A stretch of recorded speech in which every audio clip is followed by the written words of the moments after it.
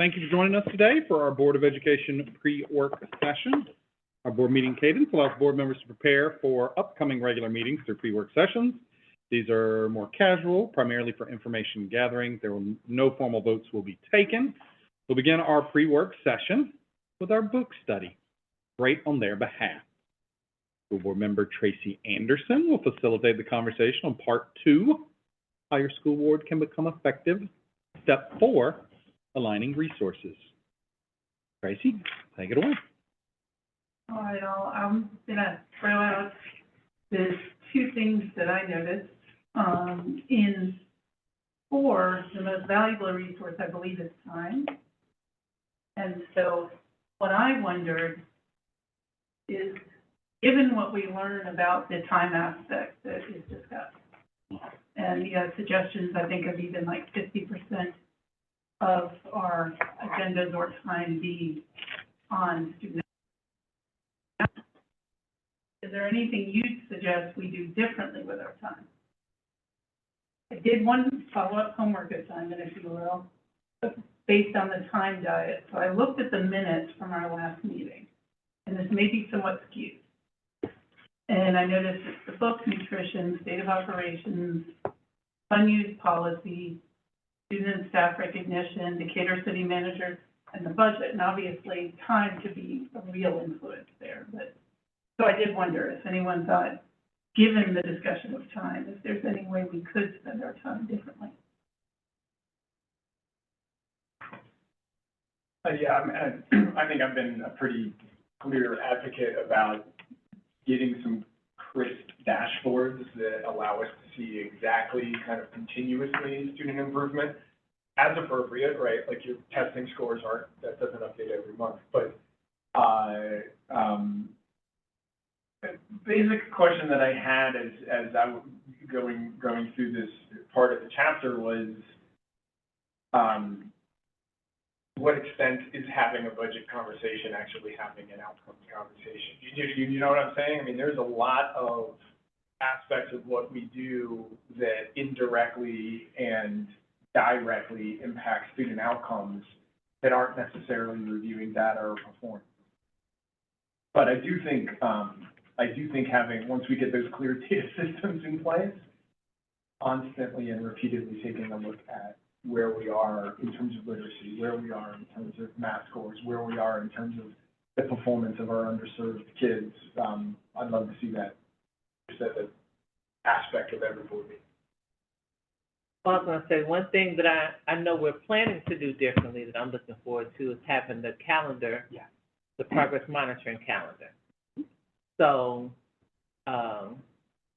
we discussed, I think, in the last meeting, my last work session, the need for that. And so I'm looking forward to, I know that will be something different. And we will have that calendar at our board retreat. So you will be able to, you'll see some iterations of it a little earlier, but the final will be available at the board retreat. And maybe some of the thought or the creative thinking is not eliminating some things that are not directly related to student outcomes, like even recognitions and celebrations. Those aren't really directly related to student outcomes, but maybe they just need to be taken out of the board meeting. Maybe they just belong somewhere else. And I thought that was kind of what I was reading here. So the actual physical board meeting should be a public meeting that is solely focused on outcomes and how those outcomes tie into policies, procedures, that sort of thing. But that doesn't mean you have to eliminate all of those things, but maybe they just belong somewhere else throughout the course of the week or the month. Because I think the other, to what you said, Hans, and where I'm learning, I guess is the best way to explain it, challenged at times, is on page 210, focusing on those things that have an impact on student outcomes is not the same as focusing on what student outcomes are. And so I feel like maybe it's the English teacher in me, but I'm often asking even myself, right, what are the actual outcomes that we're looking at? And, are the outcomes solely in the context of, say, test scores, like you mentioned? Is it student attendance? Is it a reduction in suspensions? So I don't know about anyone else, but that's kind of where my mind goes when I was reading some of this. And then I also wondered if anyone others, I don't feel like I've witnessed the color of the school bus distraction since I've come on board, so, but I did wonder if anyone else has. That one seemed like such an obvious, like almost a metaphor, I guess it was supposed to be real. It is very much one. Yeah. When you asked the time question, my brain immediately went to like agenda settings. I've been on several boards. We, as a board, over-focus on the first agenda item, and then we kind of become victim to what order stuff was placed in. I think the nutrition conversation that Amanda led us on, that had to have been incredibly frustrating, because whatever was right before it would get 80–90% of the time. You see it in executive session, we see all of that, and that's just, I don't know, we are not disagreeing, we're just asking information. So that was my first answer to your time, was like more evenly divided things so they get equal depth. Kudos to you for going through, I've never gone back and like broken down the minutes to see the percentage of it. I do think we have a bad habit of focusing on what the Facebook version of our community asks us to focus on, not on student outcomes.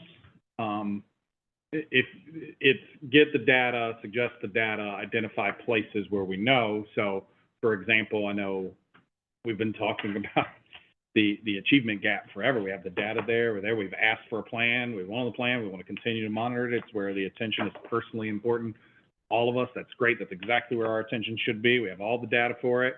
I expressed frustration the last time. It's like, I want to be crisper as a board member, and I want our community as well to say, you know what, you're right, we have been failing, and here are the 5 things we're doing that we have not tried before that I am very excited about. And if I can't do that on the things that we have the data for, then we're wasting our time on the controversy du jour without naming any, well, our legislators just said it. It was like cheese sandwiches, right? It's like there were 0 cheese sandwiches served in Decatur, but there were a lot of students of color who were undertaught. Guess which one we talked about more as a community and as a board?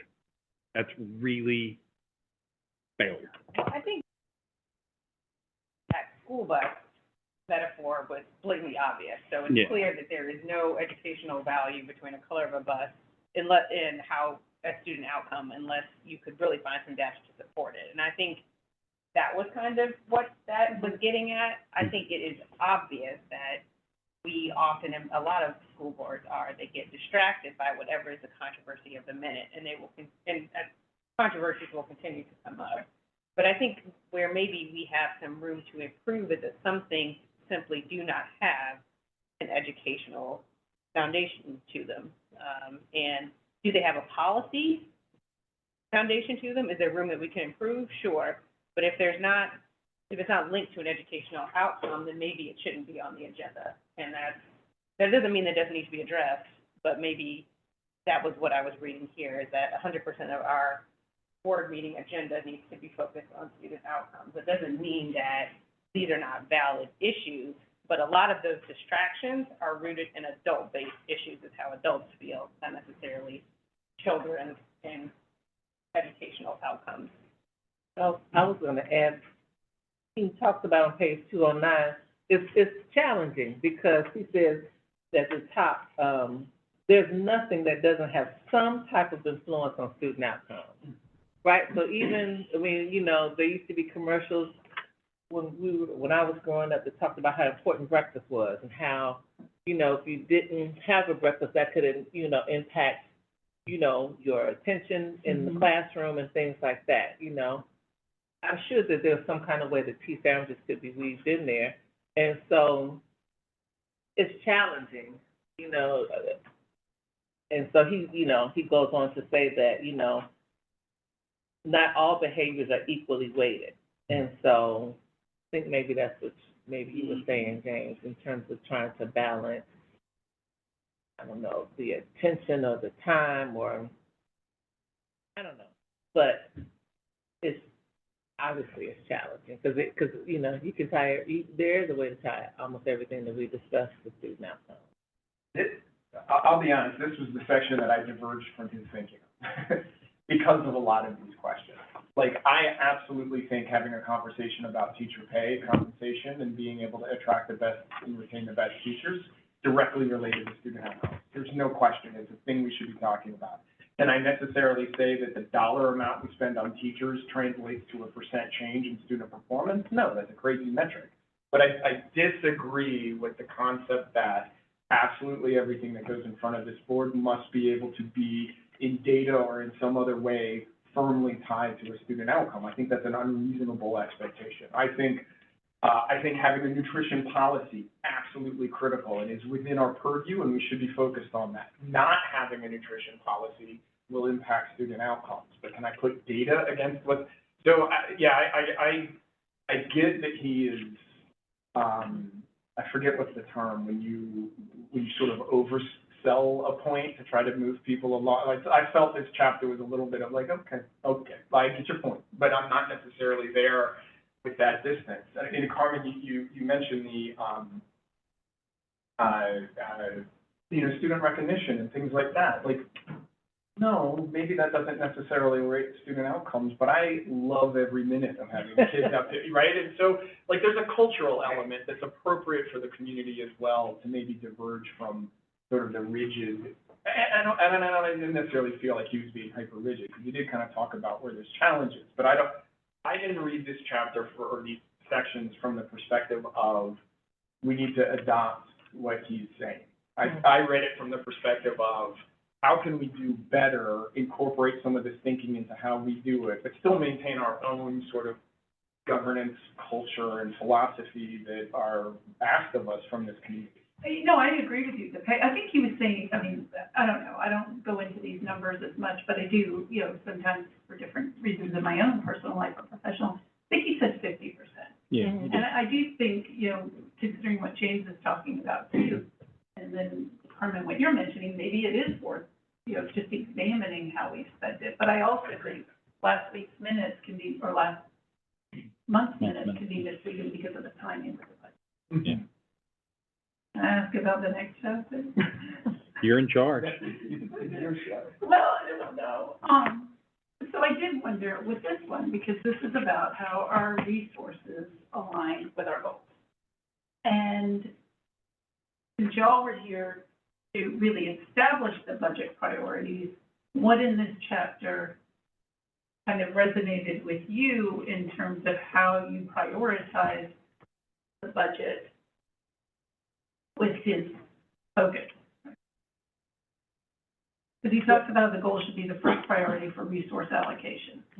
And then those are combined with the guardrails that then become the superintendent's focus when crafting the budget.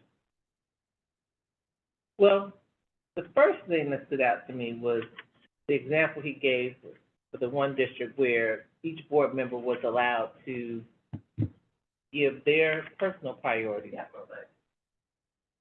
which in previous administrations we've done. Right, James? Yep. And so that was, and at the time I thought it was great. But now I understand how it, you know, was not the most effective way, and, you know, you could really risk, you know, putting money on the wrong things, you know, that are not directly tied to student outcomes. So that was the first thing that stood out to me, and I know that that's not how we prioritize. I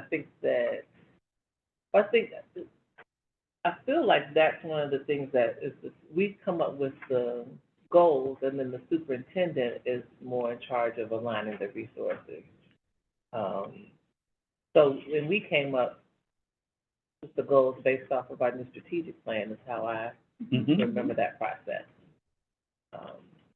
Yes, I would agree totally. As the person who was the recipient of those goals, and it was made crystal clear to me in my onboarding process and individual conversations, as well as full board conversations of a competitive compensation strategy was really that number one goal for this budget and this budget development.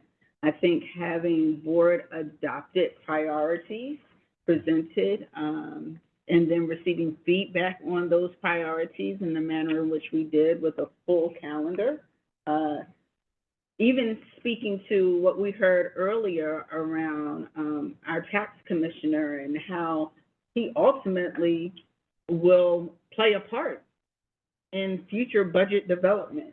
These are some of the things that, when given the priority to me to say, this one, FY25, this is the priority. Now you come up with the strategy for how to do that, which really started back in the summer, talking with the legislators that we just met with a moment ago.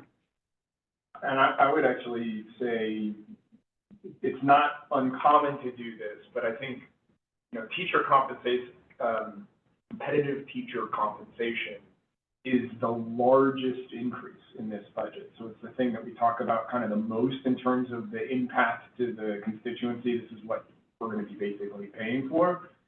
But the priorities that we described were pretty clear. I mean, we talked about literacy, we talked about science and reading, we talked about revamping the way that we teach reading, and with a very specific focus on ensuring that our underserved kids improve very much better. Now, that does not cost as much as changing teacher pay.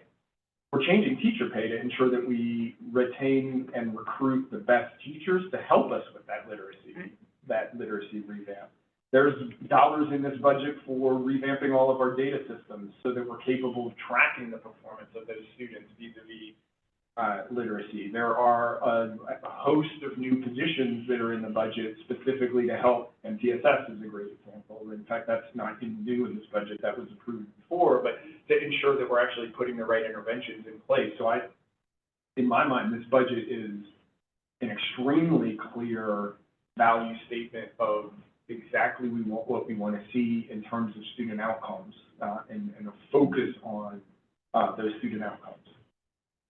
I know with the modified zero-based budgeting process, I know that we found about $500,000.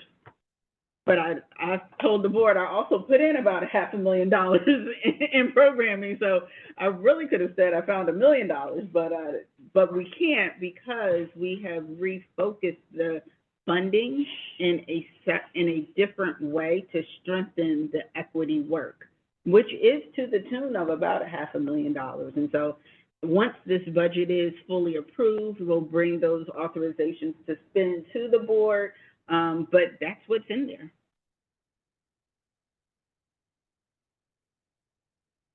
Okay. But I love the book, by the way. I'm using this account. Thank you. Well, thank you. Where I do think it will be helpful, and I think this is what Dr. Woodruff and I talked about in our one-on-one, is when we start talking about the priorities in the budget, being able to point to those priorities and say, this supports student outcomes in this way. This supports student outcomes in this. Like being able to tie it, I guess, to the strategic accelerators. Yes, those are all kind of student focused based. Yeah. Yes, so that I did share that as a part of the budget book, which we'll take action on today as far as policy is concerned. We will have a page, which is a snapshot to say, here are all of our strategic accelerators, 1, 2, 3, 4. You know, at the top of pretty much every meeting or every presentation you see. But then you also see the 4x4 performance objectives, the 4 initiatives that we believe will move the needle on that strategic accelerator. Then the third column will list and provide what are the key initiatives or commitments in this specific budget of FY25 that is tied to each one of those strategic accelerators. It's a one-pager. It's not going to be dollar for dollar, but when you think about the use of funds presentation that you saw last month, and use of funds, obviously thinking about it from a federal and state perspective, and how it's tied to outcomes. When you think about today, what you will see in regards to SPLOST and how those funds are ultimately tied to outcomes. Yes, is organizational effectiveness, but all of us exist to bring about positive outcomes for students. And so the way we tie each one of those initiatives to our budget really says this is how we are going to live the goal as well as the guardrails provided by this board. Can I ask one follow-up? Everything I've heard thus far is effectively, here's a bag of potatoes and we're gonna use this because you need to eat. Are we gonna is the progress monitoring calendar also going to look at quarterly, or what will that look like so we can see if the initiative, what's being produced thus far from this initiative? I think that's the one thing that I'm struggling with, and maybe I just don't understand the design. So a strategic, there are two things. One, there's a strategic planning. You have quarterly updates. Mm-hmm. Quarterly updates are a commitment that really this board asked prior to my start, and I have definitely kept with that, and I will continue with that into next year. For all of the strategic accelerators, there's 4. With all of the initiatives, your board management oversight process would not give update on each specific initiative, so that would be 16 initiatives each and every quarter. But what it will do is strategically tell you, based upon the data availability and timeliness, how we can speak to it. For example, when thinking about, let's say milestones. Talking about milestone data and the way content mastery is increasing for 3rd grade literacy is not something that I would start to talk about in March. That's not timely, that's not relevant.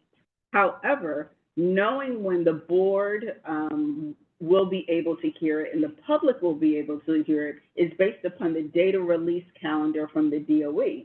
So that traditional timeline will influence when you as a board will have management oversight of that specific initiative and specific outcome.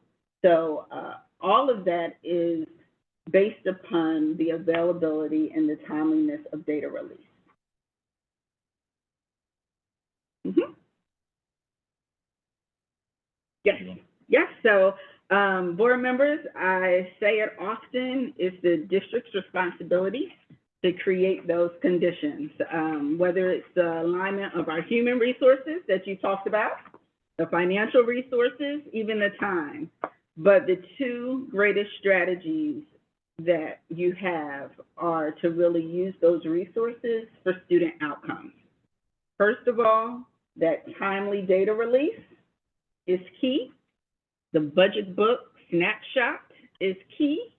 And then the way in which we will use our human resource capital next year for the strategic interventions to ensure our students are being met to or that have the highest need with the highest skilled teachers. So those are some of the ways we are aligning our resources, whether it be human or financial, and definitely in our time for staff. Next month, Dr. Whitaker, you're going to facilitate the conclusion. Yes, I will. Communicating results, starting on 251. Mm-hmm. All chapters are timely with the upcoming board meeting work session and the agenda, so we look forward to learning alongside you and the rest. Next discussion topic is Board of Education Superintendent Communication and Norms. The packet in front of you. At our February board retreat, GSBA conducted a refresher of our board norms with us. A copy of those in front of you. I'd ask you to turn to the next to last page. Kind of focus on the highlighted sections there, although we can jump around if time permits. I open the floor for discussion. Any clarification of constituent requests? So constituent requests and issues, this is section A3, is the one that gives me the most. The board chair should reply to constituent emails that are sent to all members of the board, copying all board members and the superintendent, indicating that you, superintendent, or designee will reply. For example, thank you for your email. I have forwarded your concerns to the superintendent. Just to give you, many of you are aware, that is an automated response that now occurs. So I'll start off with like, is that appropriate? Should that change? And then anything else here that people have questions about? I do, and it's because, again, I looked at the number of emails I've received since January. And when you take out the district communications, the number of constituents or constituents, we'll just leave it at that, teachers, parents, it's actually not that many. And I understand that there are obvious procedures we have to have. But I guess where I'm struggling is if someone takes the time to reach out, in the absence of hundreds of emails to sift through, I'm struggling to kind of meet that, I don't even know how to characterize it. It's just, I know as someone who's contacted boards and either not gotten a reply or gotten a copy and paste email, it's not very satisfying.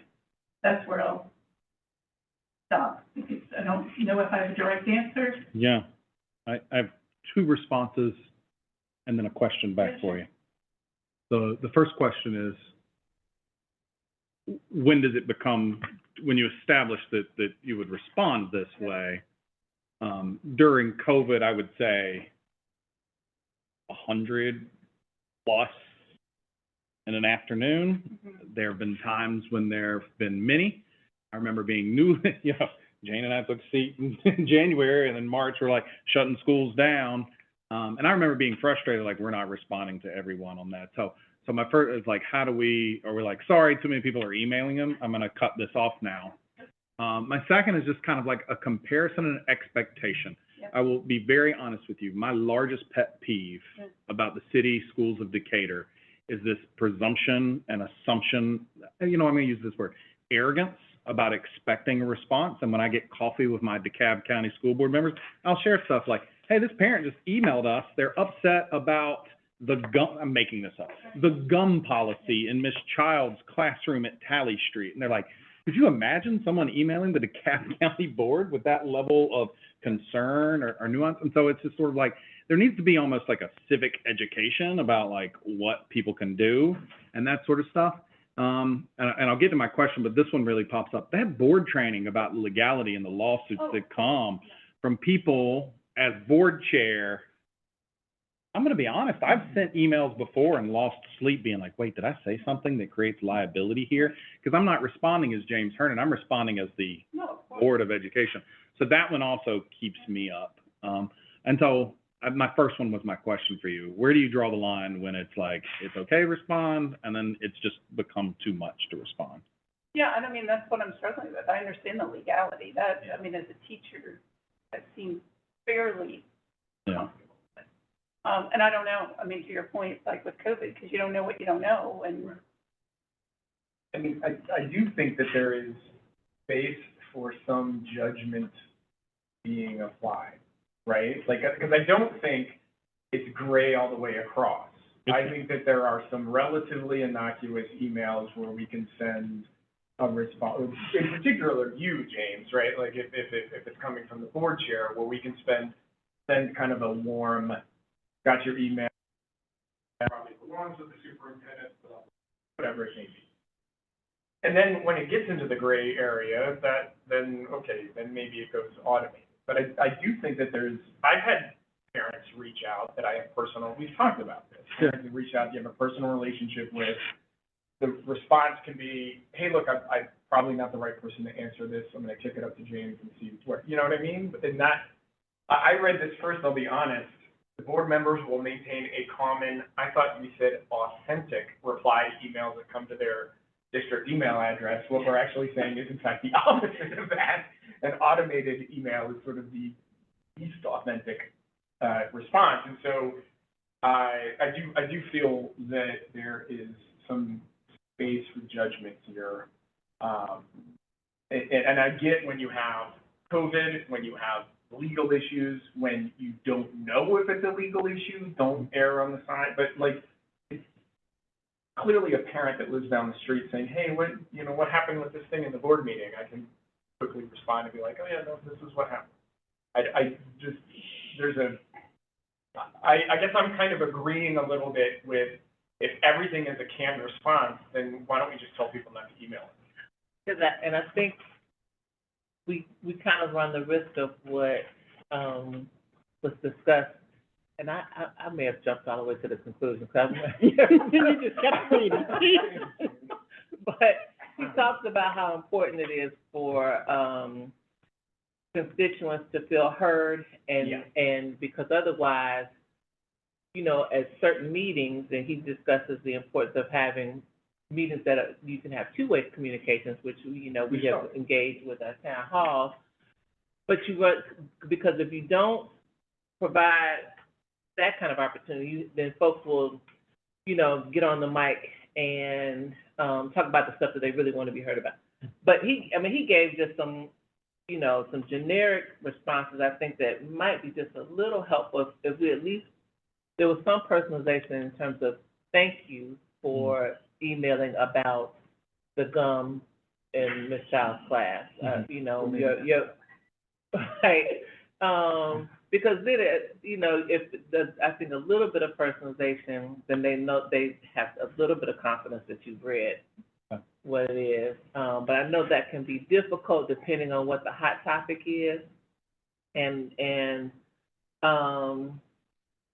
But you still, I mean, I think most emails ultimately, we're gonna need a response from the superintendent, someone in her administration.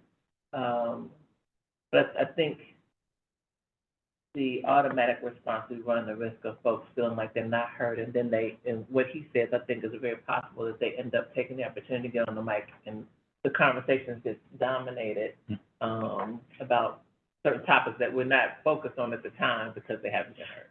So, I mean, it's not a good idea. To your point, James, about a civic lesson, because obviously people don't know the intricacies of higher, then do we need something that is like right where the people could access that says, unfortunately, we're not going to be able to reply. I don't know, but I don't have the answer, and you've asked some great questions, but I still, right now, not knowing what I don't know that could come up. Yeah. I just thought there aren't that many, and so. And I go ahead.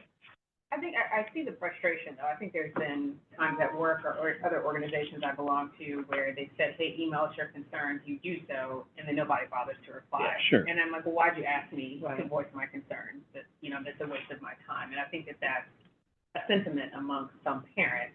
And I don't know if the lack of emails we get is because people don't have concerns, or it's because the reputation we have is that we don't reply.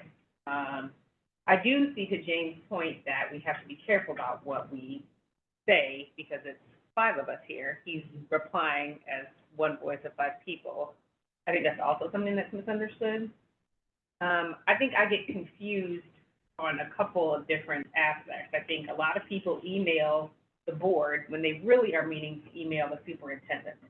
Or they email the board and they're really meaning to email Jennifer Burton, or they email us and they're really meaning to email Ms. Childs. And somewhere Ms. Childs is like, how did I end up at the board meeting today?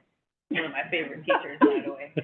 But, and I think that's just, there's nothing we can do about the fact that people do not and will not understand that. I think it's our job to correct that or redirect that. And I don't think there's anything wrong with applying a personalized approach to that, like, hey, really, it's Ms. Child, you should be emailing. Have a great day. I think also our response time could probably be improved sometimes. Sometimes some of us, just by our own communication styles, are quicker on the reply button than others, and that's okay.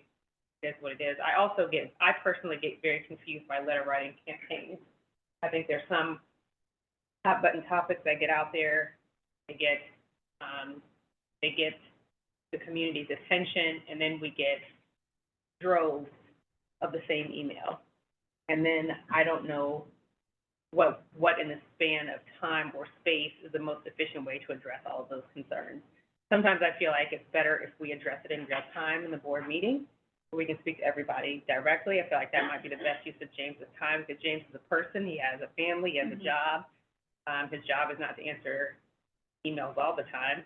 So I think sometimes I feel like I struggle with that. But I feel like a good percentage of the time people email us, and really, they need to be emailing somebody over here.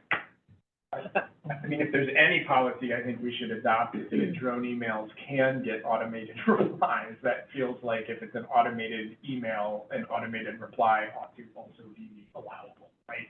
So I definitely, if it's a non-personal email coming to us, a non-personal response is sort of acceptable. But, yeah, I hear that those are really good points, Carmen. I think that is, figuring out that balance is the hard part. Sorry, Dr. Whitaker. Okay, so I wanted to hear everyone's thoughts. So just a civics lesson, and also just an understanding of how this operates. I say this meaning this entire dais. So I sit as, based upon constitutional amendment, ex officio to the board. So I function as the secretary. I function as the treasurer. So I'm responsible for all of the agendas and the minutes, everything we've been talking about thus far. And also the person who am responsible to make sure we're presenting things to you as the board, the voting body. So, and this is really germane to our school system. When a constituent, and this is anyone, student, staff, parents, when you're emailing board@csdecatur.net, I am in recipient as well. If the superintendent, and this is my suggestion, if the superintendent is copied, so sometimes people will email board@csdecatur.net and I am in the copy. Sometimes people email board@csdecatur.net and I'm not in the copy, because they often do not know they're also emailing me because it's a generic email. Yeah. So if the superintendent is copied on the email, then I do think we need to be consistent with the chair would reply, because they're not really talking to me. If the superintendent is not copied on the email, then I will involve the appropriate staff to reply. And in that, because I do sit here with you, and most do not understand that my role and how it is here, the majority of what is being asked is an administrative function. It is not a governance function. And so I think that delineation would be clear. And also, I want to put in 48-hour reply. I say 48 hours because 24, we could all be, anything could happen. 48 hours, I believe, is a standard reply. And you all know, I'm like, okay, and they all know, I need an answer on this. This needs to go away because it's unread until action has been taken. So those would be my suggestions in the ways we could clarify that portion, so that the community knows, as well as you all will know how we could move forward. Can I offer a suggestion on that? Right? Sure. This is where I think judgment comes in clearly. I think, so I appreciate how you broke down between copied and uncopied as a proxy for whether it's an operations or governance question. Mm-hmm. But to be completely honest, I would trust your judgment on that over that, right? And so I would almost rather, if you take a look at the email and you're like, this is clearly a governance email, James, go ahead and respond on behalf of the board, that's great. If it's an operations email, just take it and respond to it as an operations email. It doesn't have to be a copy, not copy, or just like, what is the topic of the email? And I think that judgment, I would be comfortable with the exercise of that judgment. And I'm comfortable with that. It really kind of moves us, and I know I'm jumping ahead, But, moves us kind of to the second little highlighted portion where, in times of crisis, we probably do need to go ahead and define crisis, but then also as needed, meaning that communication. So, I do talk to the board chair more often than I do all of the other board members. And it's simply because he is the board chair. So to have it say, one, that clarification, kind of what you said, if it's something that is administrative, if I need to run something by him, pick up the phone and ask, and that's where the as needed could be. But I wanted to offer a suggestion for the definition of crisis, and it's actually one that the National Education Association defines. A school crisis is any traumatic event that seriously disrupts coping and problem-solving abilities of students and school staff. It is typically sudden, unexpected, dramatic, and forceful, and may even threaten survival. Can be on a large scale, such as severe violence, hostage situations, acts of war, and or terrorism and natural disasters that require an emergency response. Or they can be more individualized, such as a car accident or an unexpected death. That's the definition of crisis that I think we should adopt as it pertains to that section of constituent requests and issues, section A, 6. I guess I'm fine with that. Okay. I know that this was a question of mine that I wanted clarification on because, and I guess we have received, we'll get, your team will prepare a communication that's gonna go out and the board, it'll be shared with the board.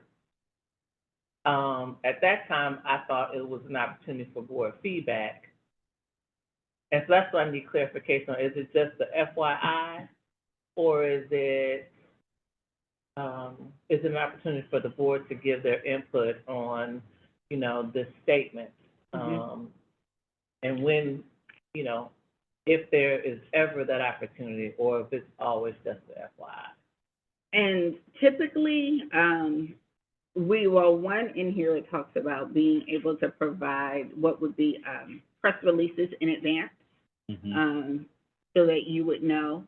And if there is a true statement, then obviously if it's pertaining board governance, kind of like that question of, as Hans, board member had said, I need to talk to James as the chair to say, is this something I need to respond to?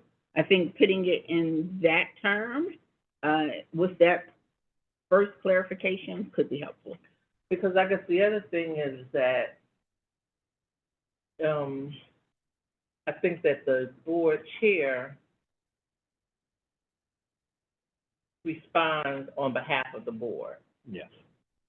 And so I need clarification, because I would personally think that the board chair should get consensus from the board. I don't think it's a decision that the chair should make individually. Are there specific communications that you feel like she should run by us versus her sending out like in conjunction with McCall and then they go out? Well, no, so there have been communications that we got from her administrative team that we had questions about, we needed clarification on. And the communication went out, but I don't think that we were all, at least the majority, were all on, on the same page. Not everybody, but the majority. And so, because it's my, when you look at the board chair's role and what's listed, is, to run the meetings, to set the agenda, things like that. Otherwise there's the same role of authority across all board members outside of that role. Understand what I'm saying? Jenny, can I ask a clarifying question here? So, Dr. Whitaker, when you shared the definition of crisis, that was, imminent kind of harm, need to respond, right? And are you asking about things beyond that? No, what I'm saying is even in that situation, does the board chair have the authority as the chair to say, yes, this is okay, without consulting with the rest of the board? Because if you look in the, is it the policy manual? Yeah. That lays out the, the role of the board chair and the vice chair, it's really just around meetings. My answer to your question is no, and I shared that with you. I cannot imagine a thing where if I'm asked, I'm going to ask other people. The better question is, when are we asked versus not asked? Right. So, but in a time of crisis, But I hate that sentence. I've circled it so many times. It's like, it just, all that says is that she's gonna talk to me a lot, which, I'm like, oh, thanks. sure. Um, But I think, but when it comes, because that's, to me, this is all this sentence is talking about is communication. Yes. But I guess decision-making is a different thing, Yeah. even around communication that goes out, say, on behalf of the board. I would say even in the moment of crisis, even if there is a crisis moment, if it's going out on behalf of the board, They didn't. Right. I agree with that. and think of a crisis where the board has to provide a perspective that needs to happen faster than a conversation Than a phone with the board call or members text, can yeah. happen. Right, I get, however, there may be times where the administration might have to communicate faster, right? If there's operational things that are happening. But at a governing level, I cannot think of an example that has to be communicated that quickly that the board wouldn't be able to be consulted. See, this is where I'm confused, and I need some clarification about what exactly we're talking about in terms of communication, because I think FEMA has a communications chief, she has a communications team, so day-to-day communications that go out between her and the district, the school, they craft those, they don't routinely run those across, the five of us, and I prefer if they didn't, because if that would be a whole nother job, and that's not Right. what we're here to do. I think that in this scenario here, time of crisis, there may be sometimes where it's too quick, too emergent, she's calling him, there's a school in crisis, there's a child in crisis, and the odds of us all being able to get together and kind of wordsmith a communication is virtually zero. So, and then that's where I'm kind of bouncing the question back. At what point do we feel like she needs to run a communication scenario by all five of us? The sub point of that being that James said, sometimes the only person she may find in a quick pinch may be James. And I think that if she needs to get a quick opinion, that might be the person she finds. But the original question is, what are we thinking in terms of communication that goes out to whomever that she needs our consensus? That's what I'm trying to understand. Because in day-to-day operations, she has a team for that. And then if it's an emergent scenario, she may not have time. So, Well, I mean, we've had unfortunate medical crises and things like that wouldn't need the board. I think there are things that we've discussed in executive session that we can't share in detail here, right? Where it's not something that has to go out immediately, but it's significant. I mean, obviously the things that we discussed in executive, and then HR stuff, and so. So without going into the details of the specific issues that we're describing, you can see a path where issues have come up that are not crises in terms of needing an immediate response, that do represent potential changes to policy, so there is a governance relevance to it, and that members on the board might have differential levels of either expertise on the topic or information about the constituent that's asking that probably should be solicited from the board members.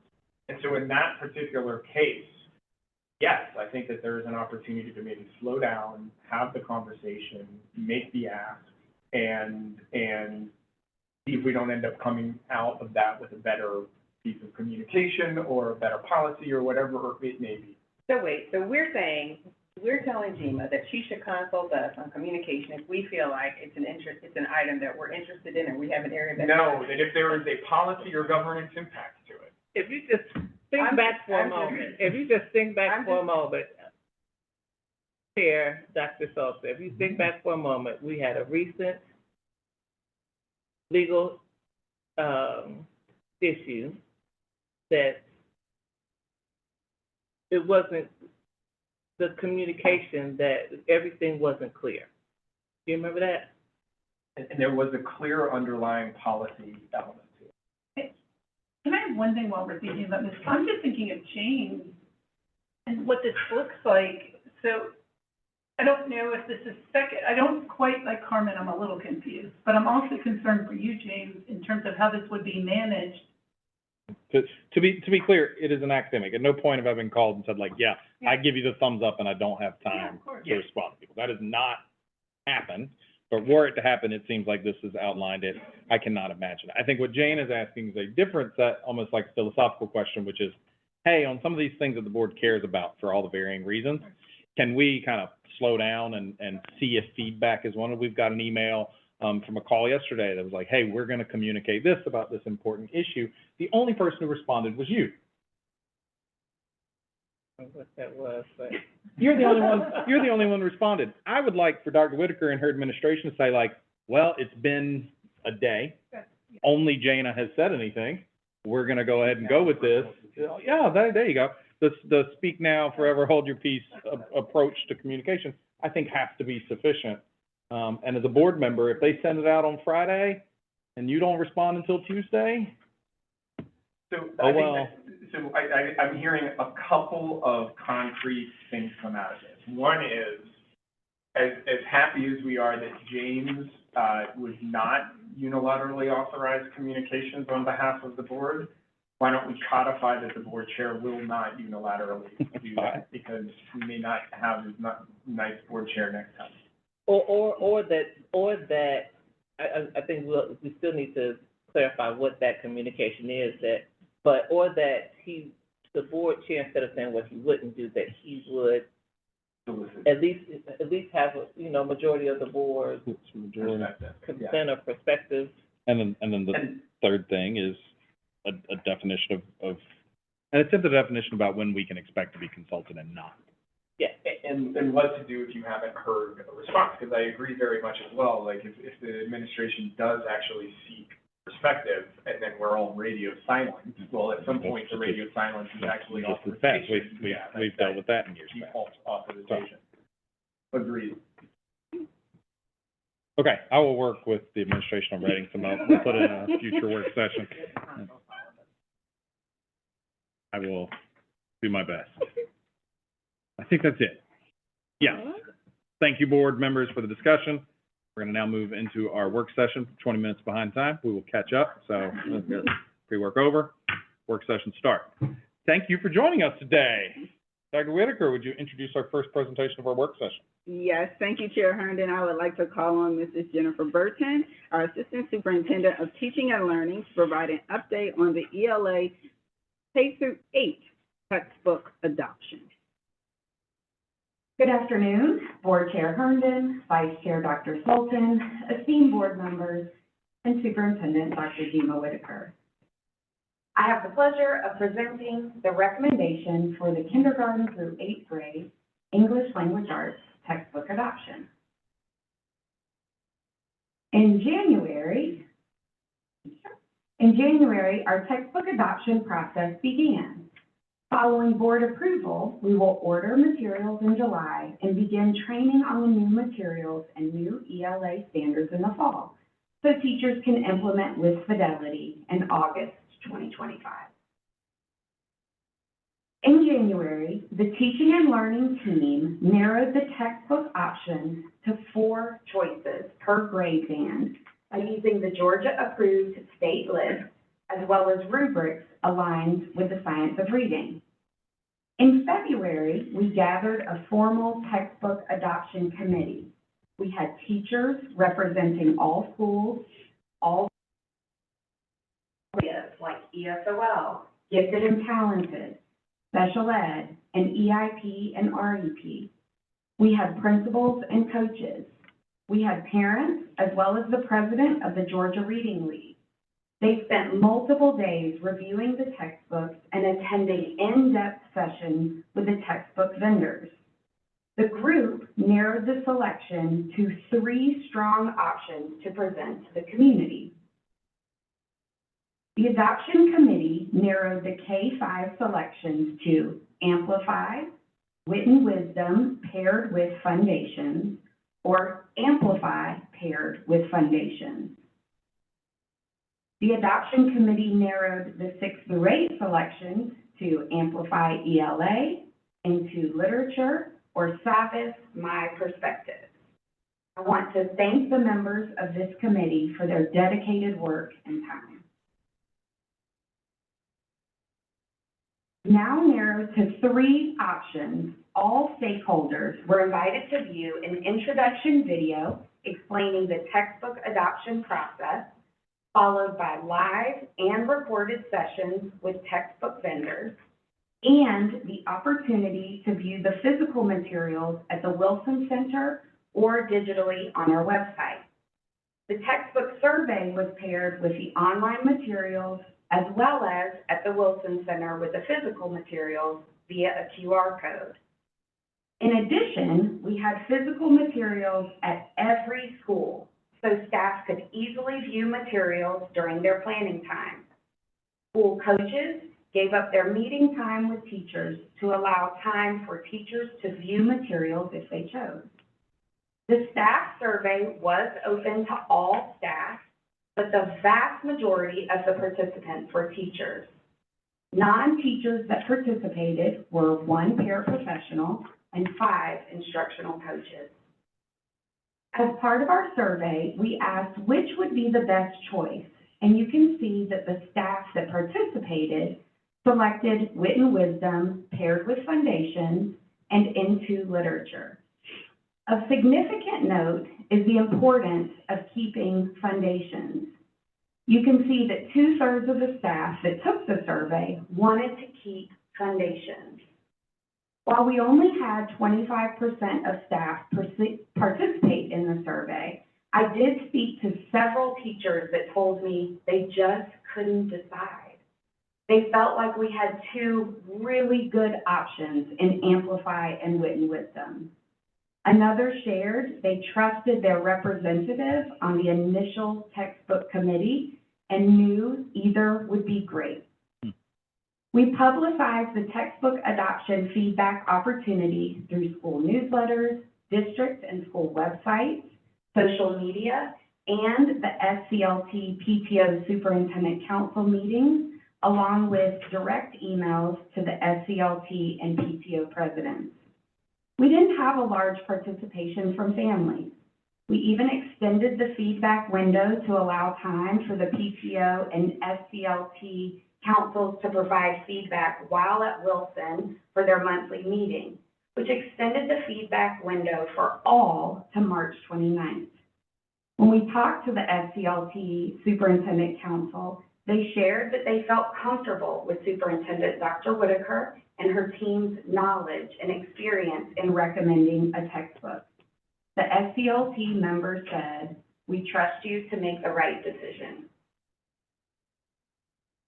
Here you'll see our final recommendation for the K-5 ELA textbook. We would like to adopt Foundations to teach the reading pillars of phonemic awareness, phonics, and fluency. Foundations is what we are currently using to teach these pillars, which aligns closely with Orton Gillingham and the science of reading. This also gives our teachers consistency in English language arts, where we are changing standards and removing ARC. We would like to adopt Wit and Wisdom to teach fluency, vocabulary, and comprehension. Wit and Wisdom pairs seamlessly with Foundations and has a strong knowledge The decodable text, GEOs, match the foundation sequence and the topics covered in Wit and Wisdom. It is important to note that Foundations and Wit and Wisdom are separate resources that are meant to work together. Amplify is a core resource that includes all components. If we adopted Foundations with Amplify, we would have two resources that don't naturally pair together and would require significant reworking to create instructional alignment. We are recommending Into Literature for grades 6 through 8. Some highlights of Into Literature are the culturally relevant text and young authors that are engaging for adolescents. Analytical reading that helps students generalize comprehension strategies across text. And a favorite amongst teachers was the transferable, systematic approach to close reading. Teachers also liked that Into Literature works seamlessly with Writable, a writing assessment platform they're already using, and the increased focus on grammar, which had previously been missing. Many teachers spoke to me about the ease in which Into Literature could be used in inquiry. With Science of Reading adopted materials, curricular guides developed by the Teaching and Learning team aligned with the Georgia standards, as well as our IB and EL frameworks, and high-quality professional development for staff have the necessary foundation for student success in all areas and literacy for all. What questions do you have? So super disinclined to override the recommendations of experts, but I am curious why parents have such a clear difference of opinion in the staff. So there were only 5 parents that participated. And so I will tell you from an outside package, some are much more appealing. So Amplify, when it's kind of set up and you're looking at it physically, it looks like it has a lot of really great stuff, and it does.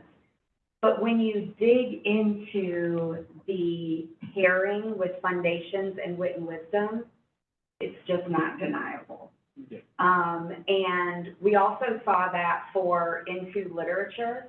So, you know, from the outside, Sabbath had all of these great things. But for a middle school teacher, maybe all the great things isn't always better, and they liked Into Literature has just what I need, and it's not so overwhelming. So to be honest, I think just really leaning on the teachers that really have that expertise is important. And what I found with this is that I think that our parents trust our teachers and say, hey, you guys are the ones that are using this every day, and so we trust you guys, you know, to give your voice and input.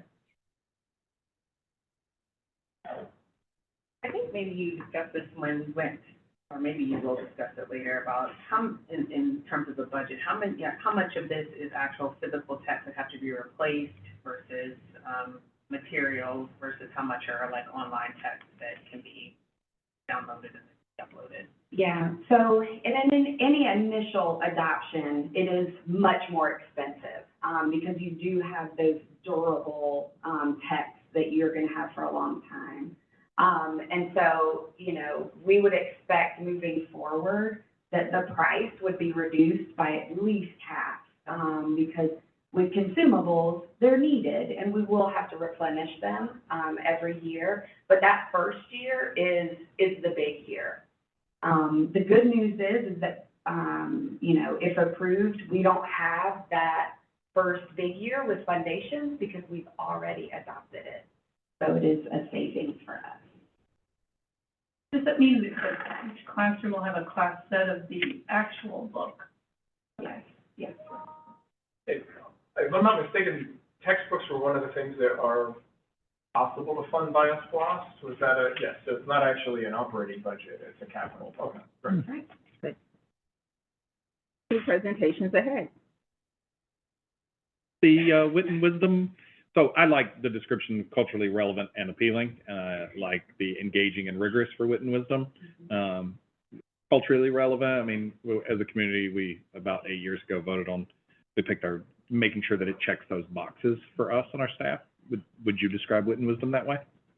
I think that it has some growing areas in wit and wisdom, to be honest. Into literature checked the box better. Okay. I will say that there is no perfect resource out there. Okay. But, you know, our team identified that as a place that we wanted to work with coaches and teachers and even part of Karen Newton-Scott's team on bolstering that. Okay. And so that is already an identified area. But the good news is we have a year to get it right.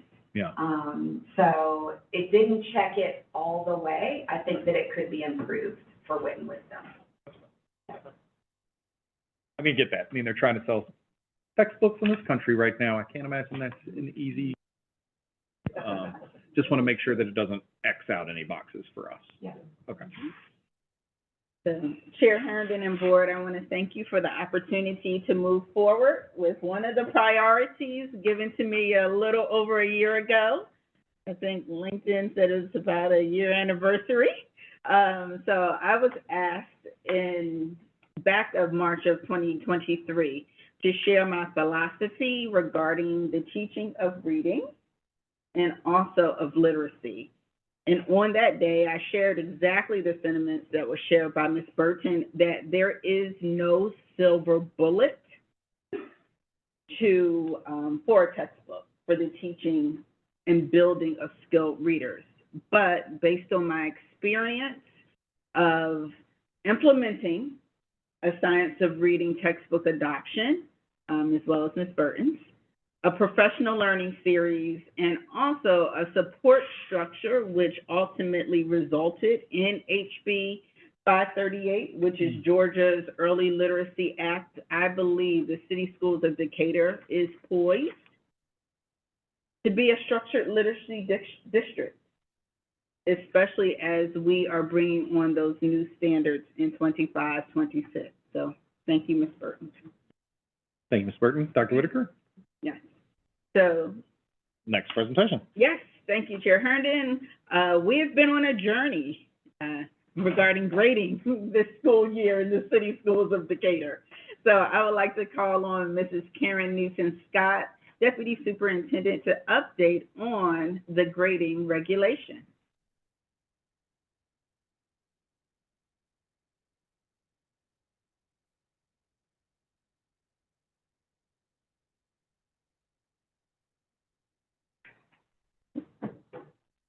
Hey, good afternoon. Board Chair Herndon, Vice Chair Dr. Fulton, esteemed members of the board, and Superintendent Dr. Gina Whitaker. Last month, I, along with K2 principals, cabinet members, and other district leaders, had the valuable opportunity to enhance our skills in leading people through change. Because education is constantly changing in response to societal needs, technological advancements, and evolving pedagogical approaches, we should be well equipped and trained to lead people through change. However, it is an area that has been neglected for some time. One beneficial aspect of this training focused on using the ADKAR model to enhance our ability to lead through the change process. With a dynamic trainer who tailored our learning to our current work, we discussed various strategies with changes in grading, serving as a prime example to explore how we can effectively guide schools and families through upcoming changes. A key takeaway from the training was that the whole purpose of change management is to realize the benefits and desired outcomes of the change. So we do this by understanding the reason why the change is necessary, identifying the factors or consequences that create the desire to change, and of course, acquiring the skills necessary for change, as well as identifying potential barriers and determining reinforcements to sustain the change and ensure it sticks. In past meetings, we've given an overview of the history of grading in CSD and the reasons that support the changes for the 24-25. We have diligently worked on formulating a grading policy and now have finalized the corresponding regulations. Following the adoption, we actively sought feedback from school-based staff between January and March regarding the policy and areas requiring further clarification for effective implementation. This input took place through surveys, staff meetings, and focus groups. All of this informed our draft of the regulations. We also engaged school and district leaders in reviewing and refining the drafted regulations to enhance clarity and coherence. Before spring break, all building leaders and assistant principals had the opportunity to thoroughly review the regulations, engage in discussions, pose questions, and offer suggestions to ensure clarity. Training sessions for teachers and staff have begun this month, focusing on effectively implementing the new regulations. Additionally, we are developing a parent fact sheet outlining the key changes for the upcoming school year. This fact sheet will be shared through each school's newsletter, website, and distributed at all upcoming school-based events in May and during July in preparation for the return to school. It is important to reiterate that the primary aim of the grading policy is to define the standards to which our school district is committed, ensuring consistency in grading and reporting practices. The regulations serve as a practical guide for teachers and families, outlining how these commitments will be implemented in day-to-day practice, and it supports our strategic accelerator, student success in all areas. By detailing these expectations, we provide clear guidance for our instructional staff, enabling them to confidently navigate the grading process and uphold our commitment to student success in all areas by having a vision for what that looks like. To this end, we will work with our instructional staff to know and understand the requirements for assessing and grading in CSD, to assess and grade based upon the K-12 Georgia standards and IB curricula for subject areas, to consistently align assessment and grading practices across teams and schools, to use systems and structures to support providing frequent communication of student progress towards mastery of standards, and we want our instructional staff to explain with clarity the criteria, the methods, and the processes used in their classrooms to assess student learning. When grading practices are clearly defined, students and families benefit by being able to monitor academic progress more effectively, understand the system to identify and interpret students' strengths and weaknesses. It enables families to ask informed questions about grades, assignments, and assessments, and to know how to support homework and study habits.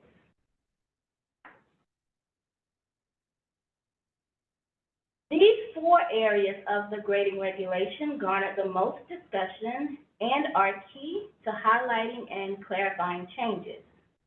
Regarding multiple assessment opportunities, our staff sought clarification on the specifics of retakes, including the frequency of retake opportunities and whether there is a cutoff score for retakes. For instance, they inquired if a student who achieved nearly perfect scores could retake the assessment to aim for a perfect score. The answer is yes, because the purpose of retakes students the opportunity to demonstrate mastery of any standard they have not yet achieved. Thus, it is clarified that only the portion of the assessment requiring improvement should be retaken. Students should not retake sections of assessments where mastery has already been demonstrated. Students enrolled in college and university courses may not have the chance to retake parts of their assessment, as each institution adheres to its own unique set of practices and guidelines. Many teachers provided feedback regarding the sole reliance on summative assessments for students' grades. There was a strong desire expressed to incorporate in-class quizzes, tasks, and labs into the grading process. Consequently, we have established two distinct categories: standards-based instructional tasks and summative. Tasks will carry a weight of 20% in calculating a student's grade, while summative assessments will hold a weight of 80%. Formative assessments serve to guide teachers in adjusting their approach to meet students' needs effectively. These assessments do not necessarily require grading or recording in systems like Infinite Campus. The adjustments to the weighting and grades then influence the grading calculation, which will now be a weighted average of standards-based tasks and summative assessments for all grades K through 12. Additionally, a grade of 50 will serve as the lowest grade considered in calculations for grades 6 through 12. Finally, addressing concerns about clarity and accessibility regarding grading issues, we have included important details such as the designated contact person, the process to follow, and the forms required in instances where grading matters need resolution.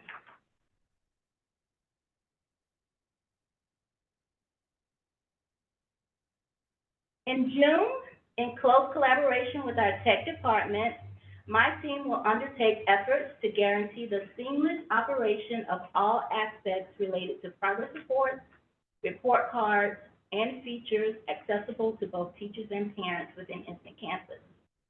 Moving forward into pre-planning, all teachers will engage in additional assessment training facilitated by ASCD, the Association for Supervision and Curriculum Development.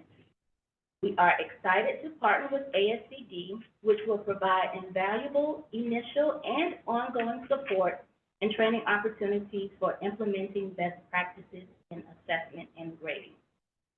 Our next steps in leading through this change in practices will be in April, which is this month. Principals and assistant principals are presenting the grading regulations to staff. We are using this feedback from each school to clarify language and processes for teachers. In May, parent communications will go out as a reminder of our grading policy and changes in grading practices. In June, we will have our Infinite Campus training for school leadership and test run all of our systems, including a revision of our grading handbook. During pre-planning, again, we will have our assessment training. We will have our revised handbook for distribution. And in August, we anticipate parent sessions where they will learn from each school about how the grading regulations are implemented and continued sessions throughout the school year. We do not aspire to perfection as we move towards greater clarity and consistency in practice with our grading and assessment systems.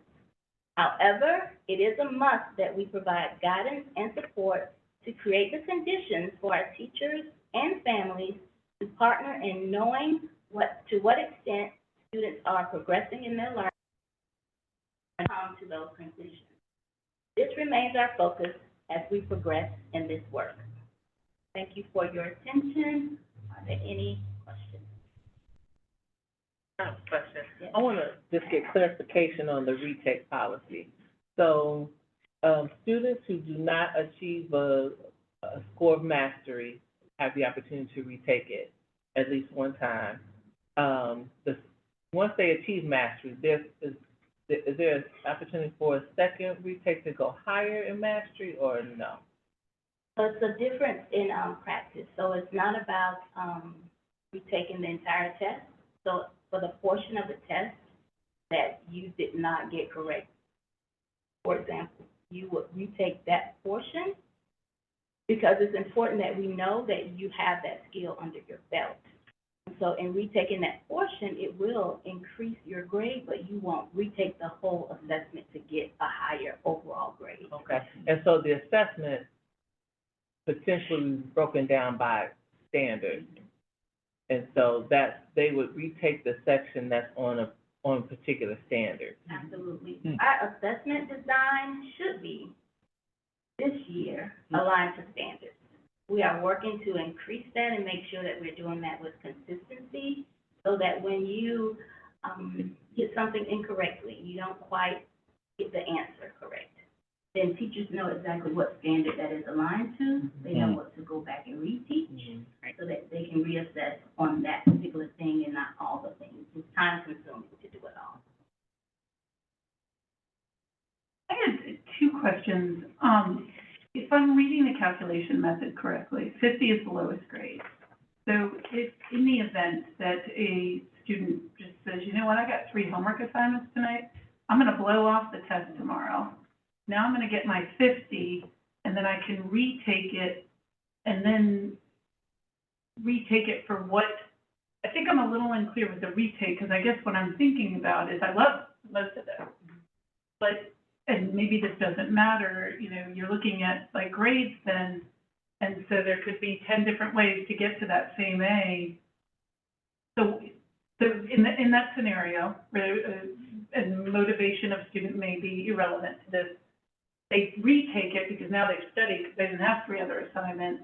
What's the highest score they can get? So the assessments that will be included in the grade book are in-class assessments, right? So it wouldn't be that you could blow it off. You could be absent, and then you would have to assess. But let's just say you took the assessment that day, and you didn't do well. Your percentage fell below 50. You will have an opportunity to increase that. Now, if it doesn't increase above 50, doesn't mean that, oh, we're gonna put this 23 or this 40, whatever, in the grade book. We're gonna provide interventions and another opportunity for you to increase that. But by the end of that grading term, if that, let's say it's sitting at a 23, we will not calculate that as a 23. It will be calculated as 60. Is that what I said? 50. 50, thank you. It'll be calculated as 50, not a 23. That made me think of another question.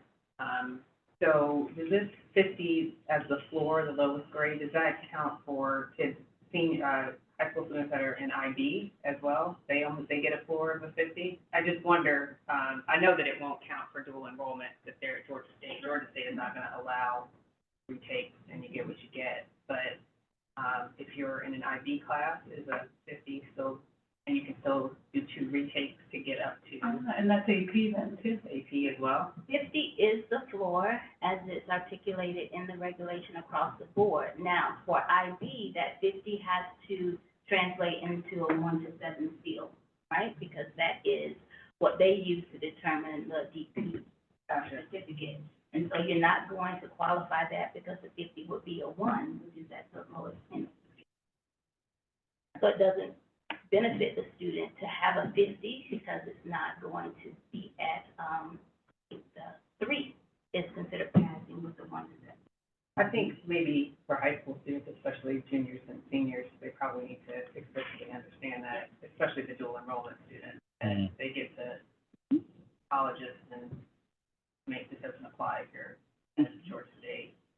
And where does it explicitly say that behavior is, or behavior assessments are not part of this 20% in class assignments, labs, and or tasks, anything that has behavior attached to it? Because I am what I know, I am my grades, I'm not my behavior. So where is that stated somewhere? The regulation document is under the criteria for grading, and it explicitly states that behavior is not included in grading. I have one other question then. For the standards-based instructional tasks that are worth 20%, are those retake eligible too? only the summative assessments. They can ask another thing. With regard to the retake, because I've loved what I've seen, you know, thus far, and that you have to do some work to be able to do it. Is that in the regulation too, or is it simply, you know, the grade was poor, I want to just request? So it does require that you are being retaught, before you reassess, and not just given more assignments to do, but that reteaching is a requirement for the read.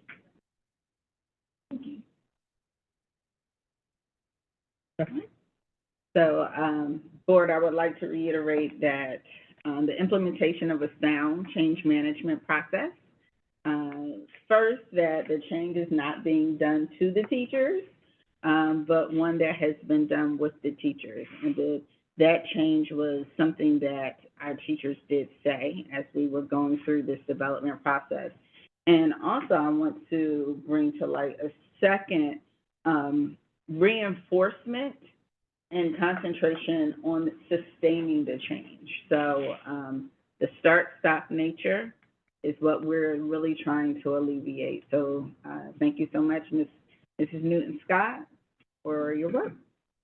Yeah, absolutely.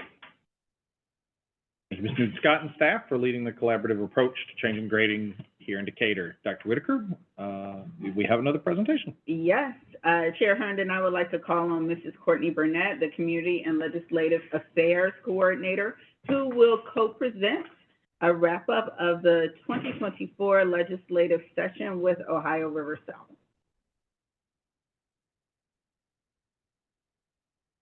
Good afternoon, Chair Herndon, Vice Chair Sultan.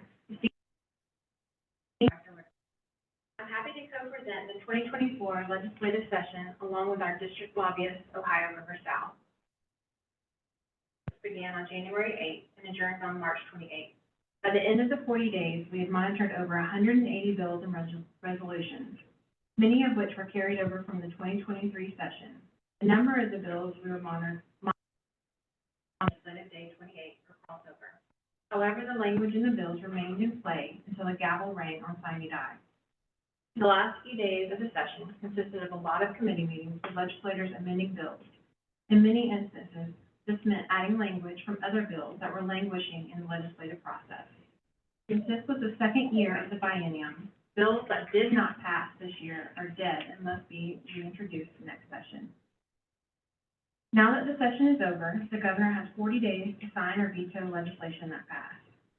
Signed bills are effective by the date specified in the bill or if the governor neither signs nor vetoes the bill, it will automatically become law on July 1, 2024. The governor's 40-day window to sign or veto ends on May 7th. Now the CFC's 2024 legislative priorities, which the board approved last November. The 4 priority areas included safety and security, mental health, funding for public education, and protecting local authority. Our 4 priorities gave us the blueprint for navigating the thousands of proposed bills. Additionally, our priorities enabled us to streamline what we monitored through the session. The next slides highlight some of the budget line items and bills that passed or failed that relate to our priority areas. Priority 1 stated CFC's commitment to ensuring every student feels safe, seen, and successful by proactively providing safe learning environments for all students and staff. Some of the areas in this priority of particular focus included having a dedicated line item in the state budget for funding school safety, making this a staple, ongoing priority, and funding for the installation, licensing, and maintenance of physical safety and cybersecurity systems. During this session, the House Education Committee opened many meetings, restating that providing safe and secure schools is the primary goal. House Bill 395, or Wesley's Law, passed and was sent to the governor for signature. The sponsor of this bill named the bill after a family member who lost his life to opioids and drafted the bill with the purpose of potentially saving others. The bill allows an opioid overdose antidote to be carried and administered in schools. The governor signed this bill today at 1 p.m., along with other education-related legislation. Senate Bill 32, Alyssa's Law, was carried over from the 2023 session and did book required schools to be equipped with silent panic alarms to reduce emergency response time.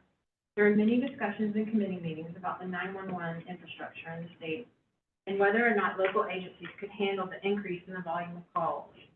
The Georgia Emergency Management Agency and other similar agencies testified and were in favor of the bill, but requested more time to build infrastructure and capacity. House Bill 916, for the FY25 budget, approximately $109 million was included in the final version of the FY25 budget for school safety grants. At this time, communication has not been sent to districts on how the money will be distributed, but the bill states that the money is intended to provide funds to establish school security grants for safety infrastructure and posts for peace officer standards training certified personnel. Priority 2, regarding mental health, stated CFC's opposition to any legislation that prevents schools from creating inclusive learning environments where all students can thrive in a manner consistent with their identities. This priority specifically outlined our desire for the state to provide funding and support for ensuring the mental health and safety of all students, including those from historically marginalized populations, and increasing counselor funding and lowering the counselor-to-student ratio. As a former Georgia High School track and field champion, Decatur legislator, Representative Amari Crawford, has a passion for high school athletics. Representative Crawford sponsored House Bill 1101, which was intended to provide mental health support for student athletes. When the Senate Education Committee considered House Bill 1104, it became what is called a Christmas tree bill. The term is used when other legislation is attached to it after crossover and close to the end of the session. The additions to the bill included granting parents and guardians the option to receive an email notification each time their student checks out materials in the school library, prohibiting sex education for public school students before 5th grade, and authorizing schools to operate and facilitate separate athletic teams for members of each gender. This bill passed both chambers, but failed to be called for an agree-disagree vote in the House, so it failed to make final passage. The good news about the original House Bill 1104 is that Representative Crawford and the Georgia High School Association have discussed adding mental health training modules to the required training for coaches.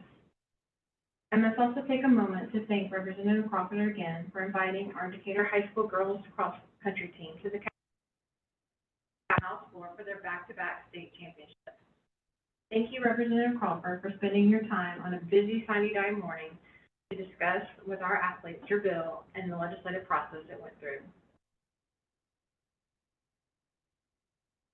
The primary focus of our third priority was funding for public education, particularly opposing vouchers and increasing funding. Senate Bill 233, the Georgia Promise Scholarship Act, or the voucher bill, passed after the sponsor made major changes to the version that carried over from the 2023 session. The 2024 version included authorizing a new voucher program for students down to schools ranking in the bottom 25%.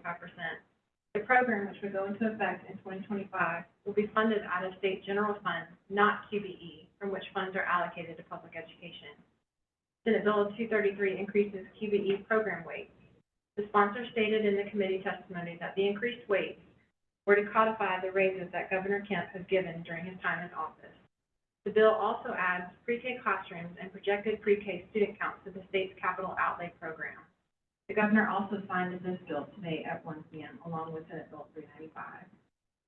Lastly, I'll highlight a line item from House Bill 916 for the FY25 budget. In the Senate version of the FY25 budget, the Senate Appropriations Committee drastically increased the per member per month, or the PMPM, health care contribution for non-certified employees from the 2025 communicated rate of $14.45 to the proposed 2027 rate $1,760, and set the new rate to begin in January 2025. While the effective date was unchanged, the Budget Conference Committee lowered the final rate to $1,580. And now I'm going to turn this over to Elise Murray and DJ Myers from Ohio River South. Thank you, Courtney. Thank you, board members. Okay, there we go. I won't belabor this, but we got the pleasure of seeing some of your state legislative team today as an early parent. Representative Mary Margaret Oliver was in attendance, and Representative Becky Evans, and Representative Malari Barnes, who's not in the delegation, but she did do a lot of work for city schools educators, so wanted to recognize her there. Briefly, we'll highlight the 2025 budget. This is where education really shined this year. The governor took the message and really upped some of the teacher budget. There's $2,500 for pay raises for teachers, $6 million for literacy, and $100 million for school safety grants, which I know is a priority for city schools educator, and an upgrade to the capital outlay program software. Also, big boost this year, pre-K funding went from $80,000 for startup grants for new pre-K classrooms. And another thing that I know that was a priority for you guys is the transportation with school buses. And so there's $205 million for that, estimated 227 new buses. So all in all, a good year for the budget with schools and education funding, and just want to continue that into the 2025 legislative year. On hot topic issues, Courtney mentioned the school voucher program that was signed today. Although that's been signed and it's going to be in law, it's signed into law today, we still have to keep an eye out on how this moves forward. You know, this is a foot in the door, and it's really our job to continue to educate lawmakers about how this looks and make sure that no money is taken away from the budget for students, that if this is going to be a grant, it's funded in a different way. So that'll be a continuing process. And then with House Bill 1122, it gave roughly $6 million to fund superintendents for each state charter school that has at least 1,000 students. So that's another school choice funding mechanism, and just want to make sure that the funding is not taking anything out of QBE. With school safety, we had some wins this year. Courtney talked about some of those with Senate Bill 395, and also House Bill 874, which is yet to be signed into law. We don't know if it will or not, would require defibrillators at each public school, and then also Addie's Law, which was created because of a young girl, an 8-year-old in McDonough, got hit by a car getting out of her school bus. So one thing for the board to be aware of is they are looking at school systems to look at their school bus routes and make sure if there are any high traffic areas that we can adjust that. It also changed fines and jail time for that and insurance requirements. These tax revenue bills that we dug into earlier, they're mainly important because you need tax revenue available for schools and other public schools. This could reduce that. So you have 558, which has been signed, caps how much home assessments can go up each year, a rate of inflation, and effort to tamp down property tax increases. So this will be on the ballot November 2024. Be hearing a lot about it, especially in the city of Decatur. This is going to be a hot topic issue.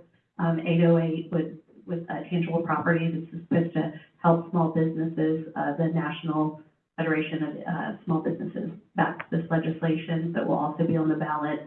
And then 1019, which has the wrong exemption amount on there, which goes up to 10,000, which we have to keep a strong eye out that the governor vetoes that, or how that looks. So just be aware of these tax revenue bills that are coming up that will be on the ballot.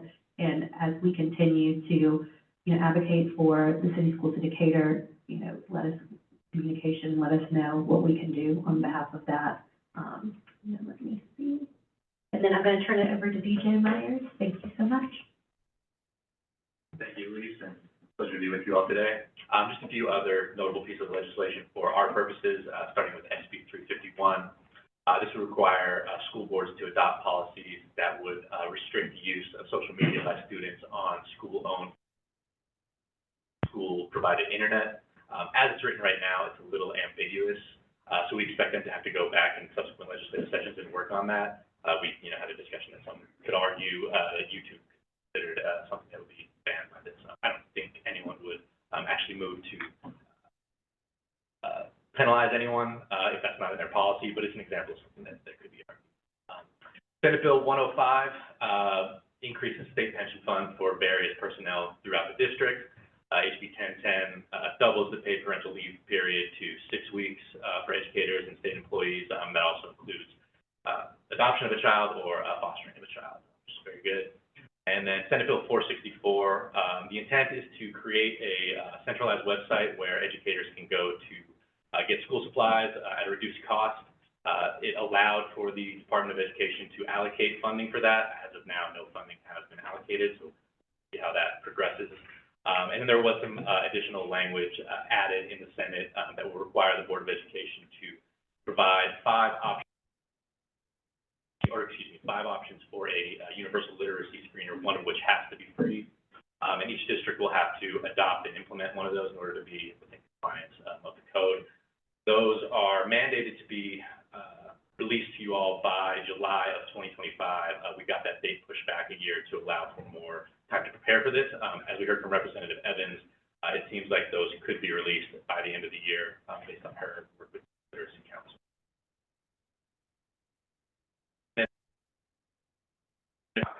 Courtney did a really great job explaining all the changes that went on with in its original form. Representative Crawford's bill was a great piece of legislation, that would have done really good things for student athlete mental health.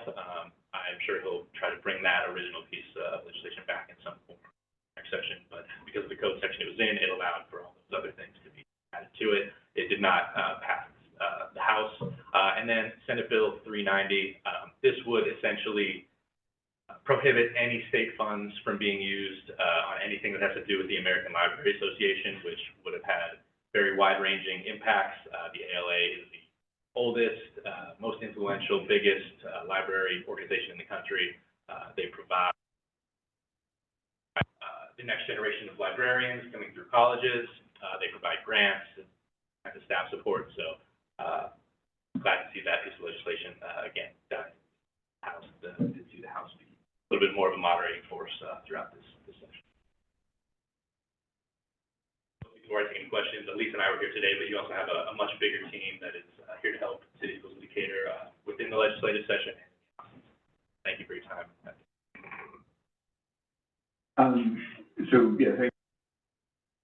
you for this session. I certainly want to also publicly thank our delegates who were fantastic about shepherding and representing our interests and perspectives. I know these questions have been answered, but I just want to be clear with the public who's listening right now when we talk about the capping the growth of the digest and linking it to interest. My understanding, correct me if I'm wrong, but there is really no direction on what that inflation measurement is, which presents principally for or I should say now Dr. Lenita Broom. But that is correct, right? We do not actually know what they mean when they say inflation in these bills. Are entirely correct. Yes, there's no consensus. There was a lot of the debate and discussion throughout the legislative process, and didn't land on a exact way to describe that now. Thank you. Well, this school year, I definitely want to commend the Board of Education for adopting our 2024 legislative priorities. Also, for your strong engagement in the state's legislative processes and for the continuous effort to strengthen our relationship with the DeKalb delegation. We began this work almost immediately when I started with I would say a luncheon, and then moved to that official kickoff in November and concluded today. And I just want to thank you for your collective efforts that I know will make sure that we have positive outcomes for all of our students. So thank you so much, Board. Thank you, Ms. Murray, Mr. Myers, and of course, Courtney Burnett for your legislative recap. We'll continue to watch which bills are signed by Governor Kemp over the next few days. And then Dr. Whitaker, I believe we have a few more presentations. Yes, we do, Chair Herndon. I will actually introduce the next presentation as it is a top priority in every school system, including the City Schools of Decatur, which is safety and security. Centegix is the best-in-class wearable panic alert system. Currently, Centegix is deployed in about 11,500 districts. 12,000, that's close. 12,000, yes, okay, and about 600,000 badge wearers And when I think about the state of Georgia, about 75% of them in almost every district in the Atlanta metro area. But in CSD, we lack the emergency system with the immediate alerting and the mapping capabilities that facilitate a prompt response during an emergency. So the coordination with our local and state emergency agencies is also lacking. As you heard during the 2024 legislative wrap-up, requiring schools to be equipped with that silent panic alarm reduces the emergency response time, otherwise known as Alyssa's Law. Although it did not pass this legislative session, it was in last legislative session, this past one, and we know it will continue to be discussed. And we anticipate it being reintroduced. So at this time, I would like to introduce to you Mr. Brent Coleman with Centegix to further explain the product. It's a privilege to be in the #1 city in Georgia that people want to move to, right? Which means it's #1 for the city of people that want to leave, so, that don't want to leave. So appreciate your service to the community. I want to say for the board members, Dr. Whitaker, Mr. D'Amico, and Mr. Perez have been awesome to work with. If you ever need a laugh, just talk to Mr. D'Amico. He's got some one-liners I've never heard before. I don't even know what he's talking about. It's been a joy to work with. On a more serious note, when I see this picture, I think of myself as an 8 or 9-year-old growing up in Georgia.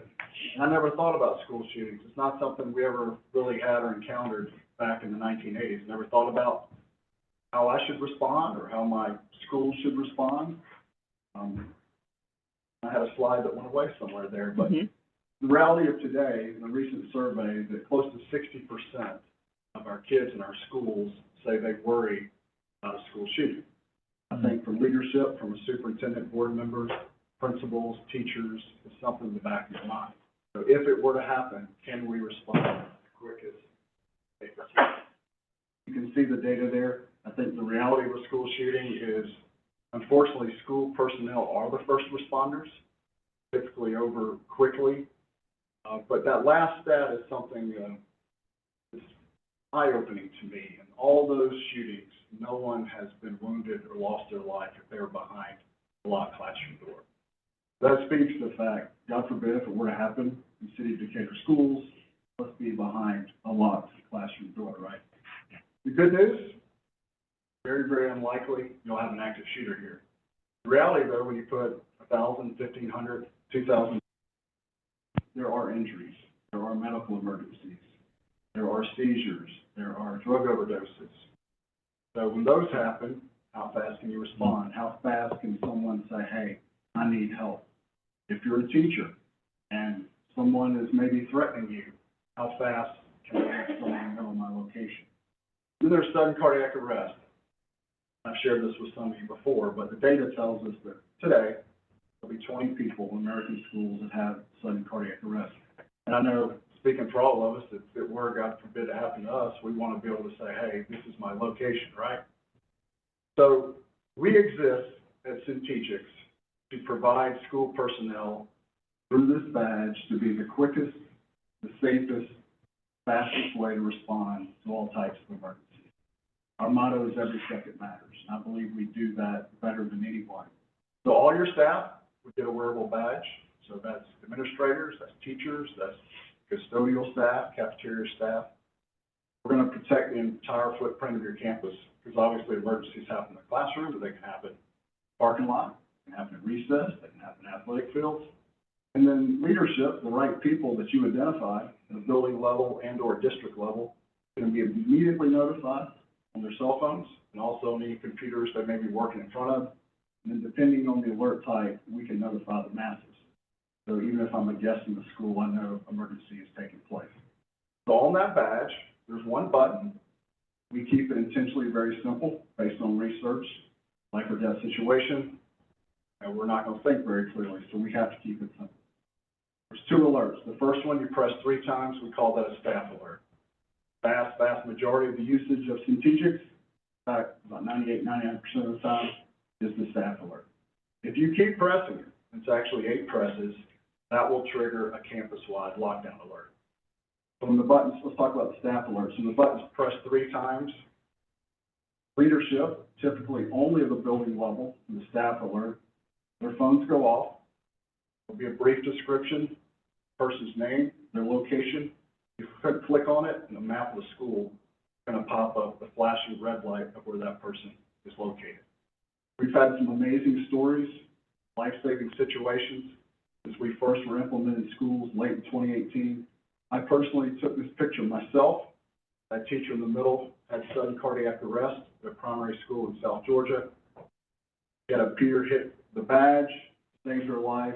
I was there when she came back to school that one day. Really, really rewarding, really cool experience to play a part of that. All right, the lockdown. So what happens? If I keep pressing it, by the way, you get a second vibration if you're the one triggering that lockdown alert.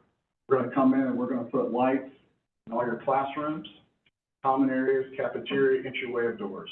They're going to flash red. We're going to play an intercom message, and hopefully we have some sound here. Right there, okay? Forgive me. We're going to have an intercom message, so you all are going to determine what that message is. We're going to play over the loudspeaker, telling people what the procedures are, get some help.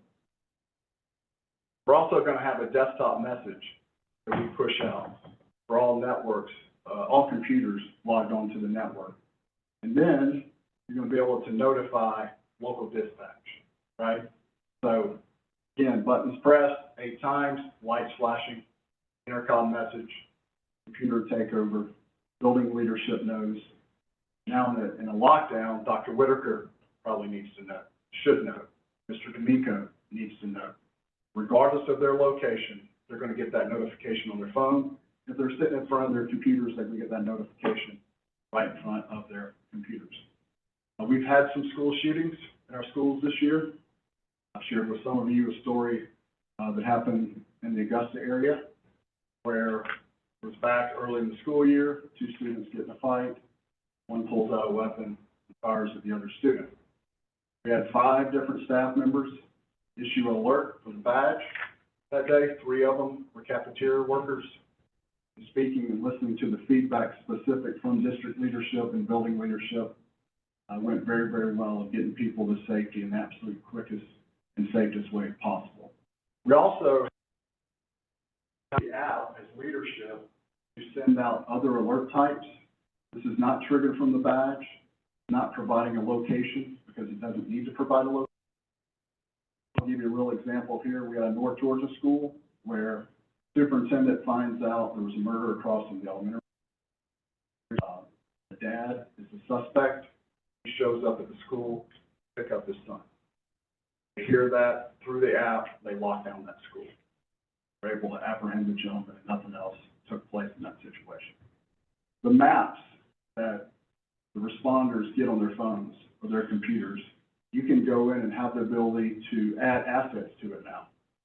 So you may want to label your AED devices. You may want to label your fire extinguishers, stop the bleed kits, to make that response time and provide more information and respond in a smarter way. I'll wrap it up with this quote that I often hear. Dr. Whitaker talked about 12,000 schools across the country. And this is the quote I hear most often. I'll leave you with one more story because you just never know. We rolled out a school near Seattle, Washington, issued badges to staff members. The very next day, there's a media specialist working alone at her desk, starts to have chest pains, collapses out of her chair. Thinking about her badge, she hits it, issues a staff alert. When they get to her, she's unresponsive, she's laying on the floor, they save her life. And they say, had Centegix been implemented the day prior or 2 days before, they would have found her 20 minutes later. But certainly, again, wrapping up, we provide personnel with the quickest, safest, most accurate way to send for help, regardless if the emergency might be something minor like an injury at recess, or something very serious where we need to notify the masses. Thanks again for the opportunity to be here, and I'll certainly entertain any questions. Can you talk about the possibility of false alarms and how frequently that happens? Well, that's where we will come into the schools and go school by school and train the responders. What our data tells us is this: we come on site, staff personnel are in that training, those are very few and far between. Thank you.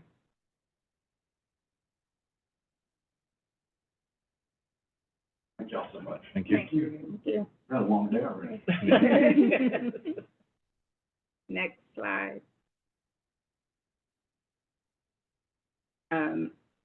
Mr. Melton, can you go to the next slide? I'm sorry. No, no. Tina.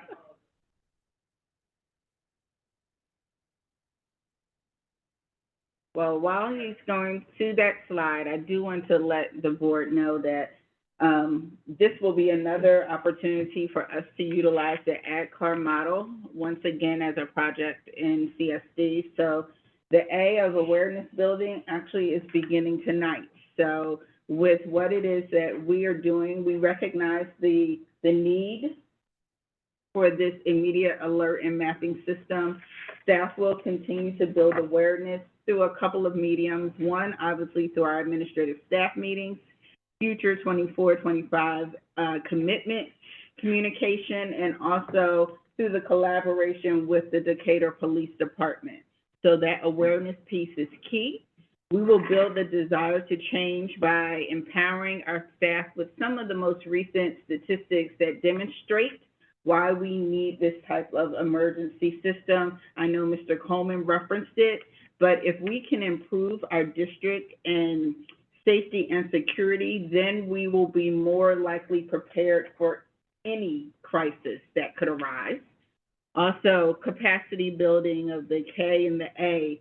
It will happen this summer with our leaders at our administrative retreat and continue on with all staff in the fall. And we will provide that training that, once again, Mr. Coleman referenced. We will practice and we will train using that badge. Also, we will use the visitor management system that Centegix also provides. So we will have support personnel trained in that. And then finally, to reinforce the change, we will continue tabletop exercises across ongoing training and support that Centegix provides, as well as implementation of drills that are required by the state of Georgia, and even those that we will require to make sure we mitigate that false alarm. So when I think about it in totality, later tonight, I will present a board consent action item to request approval from this board for the purchase of the emergency management panic system known as Centegix. And the timeline indicates that in May, we'll do a kickoff and purchase orders and look at all of our risks and evaluate them. Also, moving to the summer, really ensuring the installation is key, the site mapping, the uploading, all of the things that were referenced today. We will also integrate with another product that we are bringing on board, which is Crisis Go. When emergencies happen and things I need to be aware of, I should not have to listen for the same chime that I do when someone is saying happy birthday. And right now, it's the same chime. And by September, we expect to have the emergency operation plan updated and to communicate the employee expectations. So I look forward to sharing the milestones of this project as we continue. And thank you so much to Mr. Coleman and Chair Herndon. That concludes the presentation. Excellent. Moving right along. Yep. Next presentation. All right, I will call on our Chief of Financial Officer, which is Dr. Lonita Broom, and she will be accompanied by Mr. Eston Melton, our Chief of Information Technology, and Mrs. Jennifer Burton, Assistant Superintendent of Teaching, provide an update on the SPLOST funds. Good evening, Board Chair Herndon, Vice Chair Dr. Fulton, esteemed members of the board, and Superintendent Dr. Whitaker. The Special Purpose Local Option Sales Tax, also referred to as SPLOST, is a 1-cent county sales tax approved by the voters for the special purpose of supporting students. SPLOST 6 is the most recent SPLOST and was approved by the voters in 2021. The district receives a proportionate share of the county sales tax receipts, along with the DeKalb County Board of Education and the Atlanta Board of Education. Distribution of tax receipts is based on student enrollment. Next year will be the 3rd year of the 5-year cycle. SPLOST funds can only be spent on projects that are identified in the voters' approved referendum. SPLOST dollars cannot be spent on salaries and benefits, but where we have an opportunity to fund a project or purchase through SPLOST, we remove the fiscal impact from the general fund, freeing up general fund resources to put towards the instructional needs of students. This evening's presentation on SPLOST 6 will include presentations on how SPLOST funds will be utilized in fiscal year 25 to restore critical instructional and capital life cycle needs. Presenters will include Eston Nelson, Chief Information Officer, Jennifer Burton, Assistant Superintendent of Teaching and Learning, and I will conclude with presenting Chief Operation Officer Sergio Perez operational presentation and the proposed $10 million fiscal year 25 SPLOST 6 budget. The first presenter is Mr. Eston Nelson. Thank you. Board Chair Herndon, Dr. Sultan, members of the board, Dr. Whitaker, good afternoon. In January, I and my fellow presenters came to you with a presentation on how we have spent SPLOST 6 funds to date, and this afternoon we'll share with you information on how we are budgeting nearly $10 million in capital funds in the 3rd year of SPLOST 6 this upcoming year. And at the risk of being redundant, I'll just emphasize again, SPLOST funds cannot be spent on salaries and benefits. You'll hear more about salaries and benefits later today. All of the projects that we're going to talk about are validated and eligible for SPLOST funding, and they play a critical role in our ability to maintain capital life cycles and to deliver high-quality instruction to our students. IT spending for SPLOST typically falls into 4 major categories. We, with almost half of our SPLOST budget going toward enterprise-grade software as a service, or SaaS, not the SaaS my 3rd grader is increasingly getting. Transitioning enterprise SaaS from the general fund to SPLOST was huge with SPLOST 6, and we appreciate the board's support in making sure that was included in the most recent referendum, bringing us into alignment with other metro districts and allowing us to free up significant general fund resources. Our SaaS expenditure for SPLOST next year will go up significantly. One driver of this is that with a healthy SPLOST reserve buildup, and I want to thank Dr. Broom for her stewardship over SPLOST over the years that she's been here, but particularly this year, because you've heard us express concerns about SPLOST health. With the SPLOST reserve being built up, we're simply able to transition more SPLOST-eligible services out of the general fund. Another driver is that the SaaS marketplace has had another year of record high renewals. I will call out by name Broadcom, which recently acquired VMware, and we saw a 6 times increase in their request for renewals. So we're beginning to transition away from them, but that's not always an option.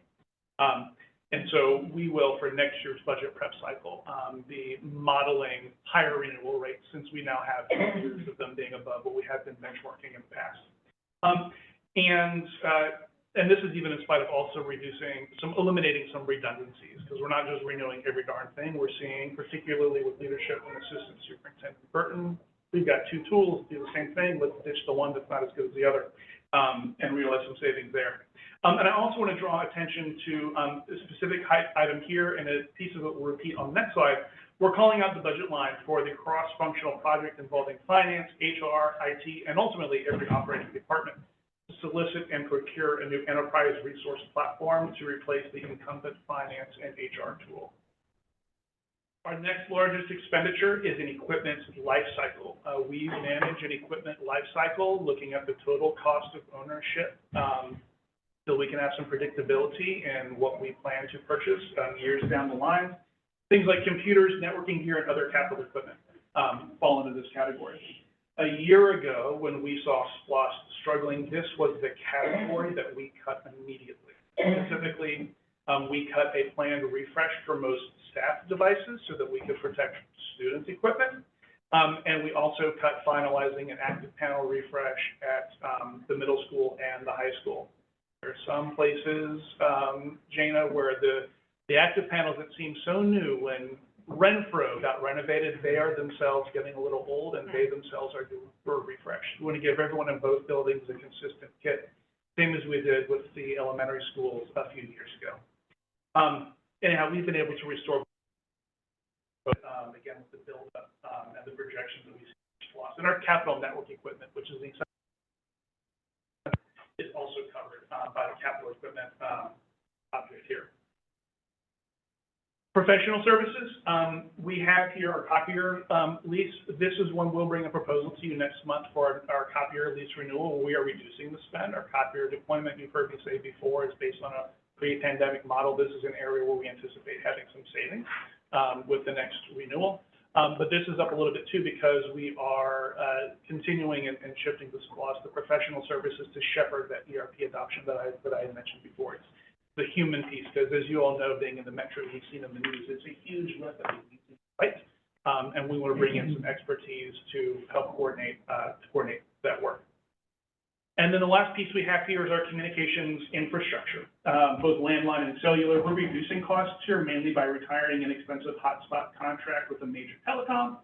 We're right-sizing the hotspot device fleet to reflect our actual demand and taking advantage of a partnership with the DOE to provide hotspots to students for 2 years of data with no expense to us whatsoever. So why not take advantage of the DOE doing some of the major legwork for us and bring some savings that we can spend on other things here in the district. So overall, from the IT perspective, when it comes to SPLOST and most things are looking up. We're pleased to see a fuller allocation of SPLOST funds this upcoming year, allowing us to restore some large items to the project calendar and aided by some eliminations and redundancies and deprecated services. Prepping for next year has been stymied a bit by continuing, as I said, high SaaS renewal rates, and we remain ever sensitive to the fact that SPLOST is dependent on local purchases, and that is a tide that our community and other school districts everywhere are pushing against. But also, we look forward to a busy summer, spending some of the SPLOST allocation on deploying the copiers, but like most amazing for us is getting new devices on our elementary kids' hands, because those devices were with those kids during the pandemic. To say that they have been gently worn is way off the mark. So we really need to get that new equipment to hands. We're ready for another 4 years that cycle. And we look forward over the coming year working with all of our peer departments, but particularly teaching and learning, to continue to zoom in and provide high-quality online learning resources and equipment so that the instructional infrastructure that Dr. Whitaker has been talking about since day one is in place so that our students can access the learning that those highly trained, highly caring adults in and around the room can provide to them. Before I transition over to Ms. Burton, do you have any IT SPLOST questions for me? Don't hear any. All right, Thank for the you. support. Yeah. Good evening again. The majority of eSPLOST funds in the instruction budget is spent on textbooks. In addition, we reserve $25,000 every year to ensure we have adequate orchestra and band equipment. The projected FY25 budget increased significantly due to the K-8 ELA adoption. We expect to spend over $500,000 in the initial purchase of the ELA textbooks. There will continue to be a yearly cost for ELA textbooks, but will be reduced by at least half, as we will only be replenishing consumable resources moving forward. We are also continuing to purchase digital text for our AP courses and class sets of text for our ELA honors courses. We're really excited that we're going to have Science of Reading aligned resources K-8. We proposed that we adopt Foundations, which will be a cost savings because we won't have the initial purchase of the initial setup because we already use Fundation. We know that there's not one textbook that's perfectly aligned to the science of reading and aligned to the Georgia standards. So we may have to purchase some supplemental materials to fill in any potential gaps, just like I spoke about earlier within our textbook. And looking ahead, we know that our yearly cost of our textbooks will decrease from this year moving forward. Do you have any questions about the instruction budget? I just have one question. Will each student get a math workbook to keep, or is that a class set of math workbooks, or is it just for certain subjects? So the math workbooks were ordered by grade level, depending on the grade level teachers. So they came together as a PLC and said, we really feel like this is necessary in blank grade, and then we are purchasing those. Next, Dr. Broom will present the proposed operations budget.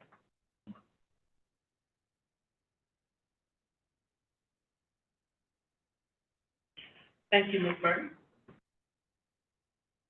During fiscal year '24, the Operations Division utilized SPLOST 6 funds to undertake multiple projects.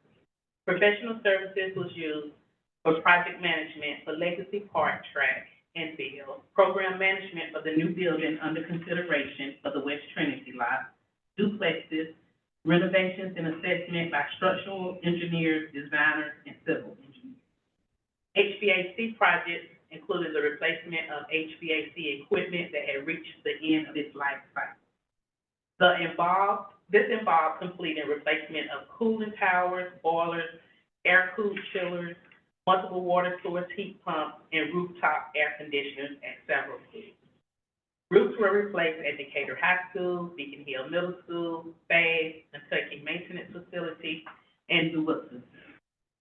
A play field at Tally was renovated and a drainage system was installed. Additionally, a playground was replaced at ECLC. The Operations Division focuses primarily on the organizational effectiveness and excellence as the pillar and strategic accelerator for establishing the necessary systems, processes, and resources to ensure a safe, healthy, and universally accessible environment, the classroom, common spaces, offices, and facilities.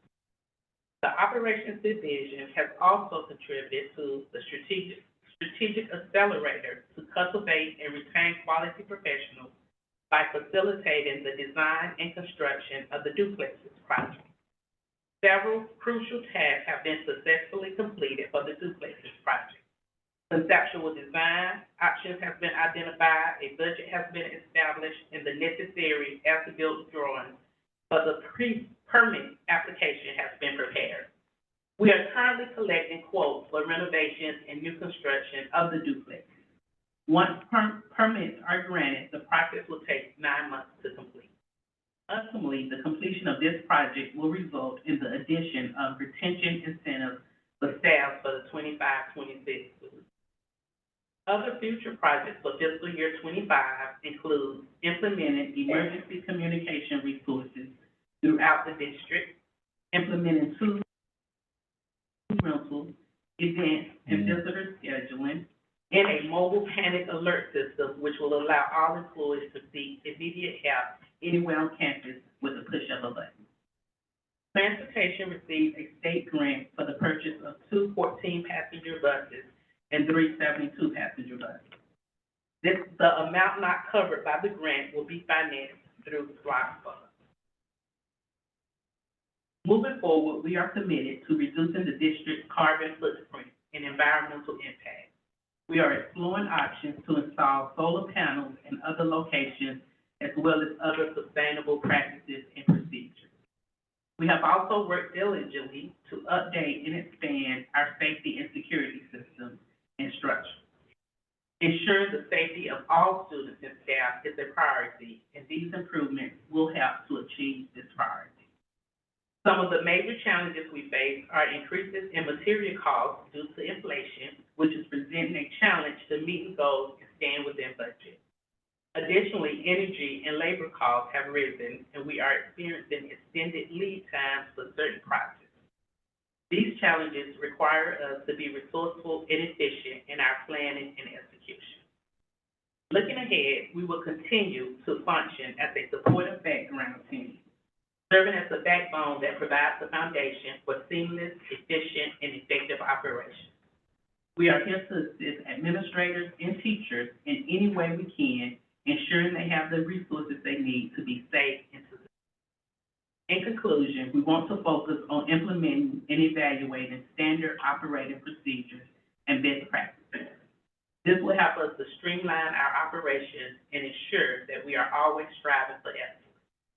We are proud of the progress we have made so far and are confident that we can overcome the challenges ahead. Continue to make our school district a safe, sustainable, and productive environment for everyone. Are there any questions in reference to operations?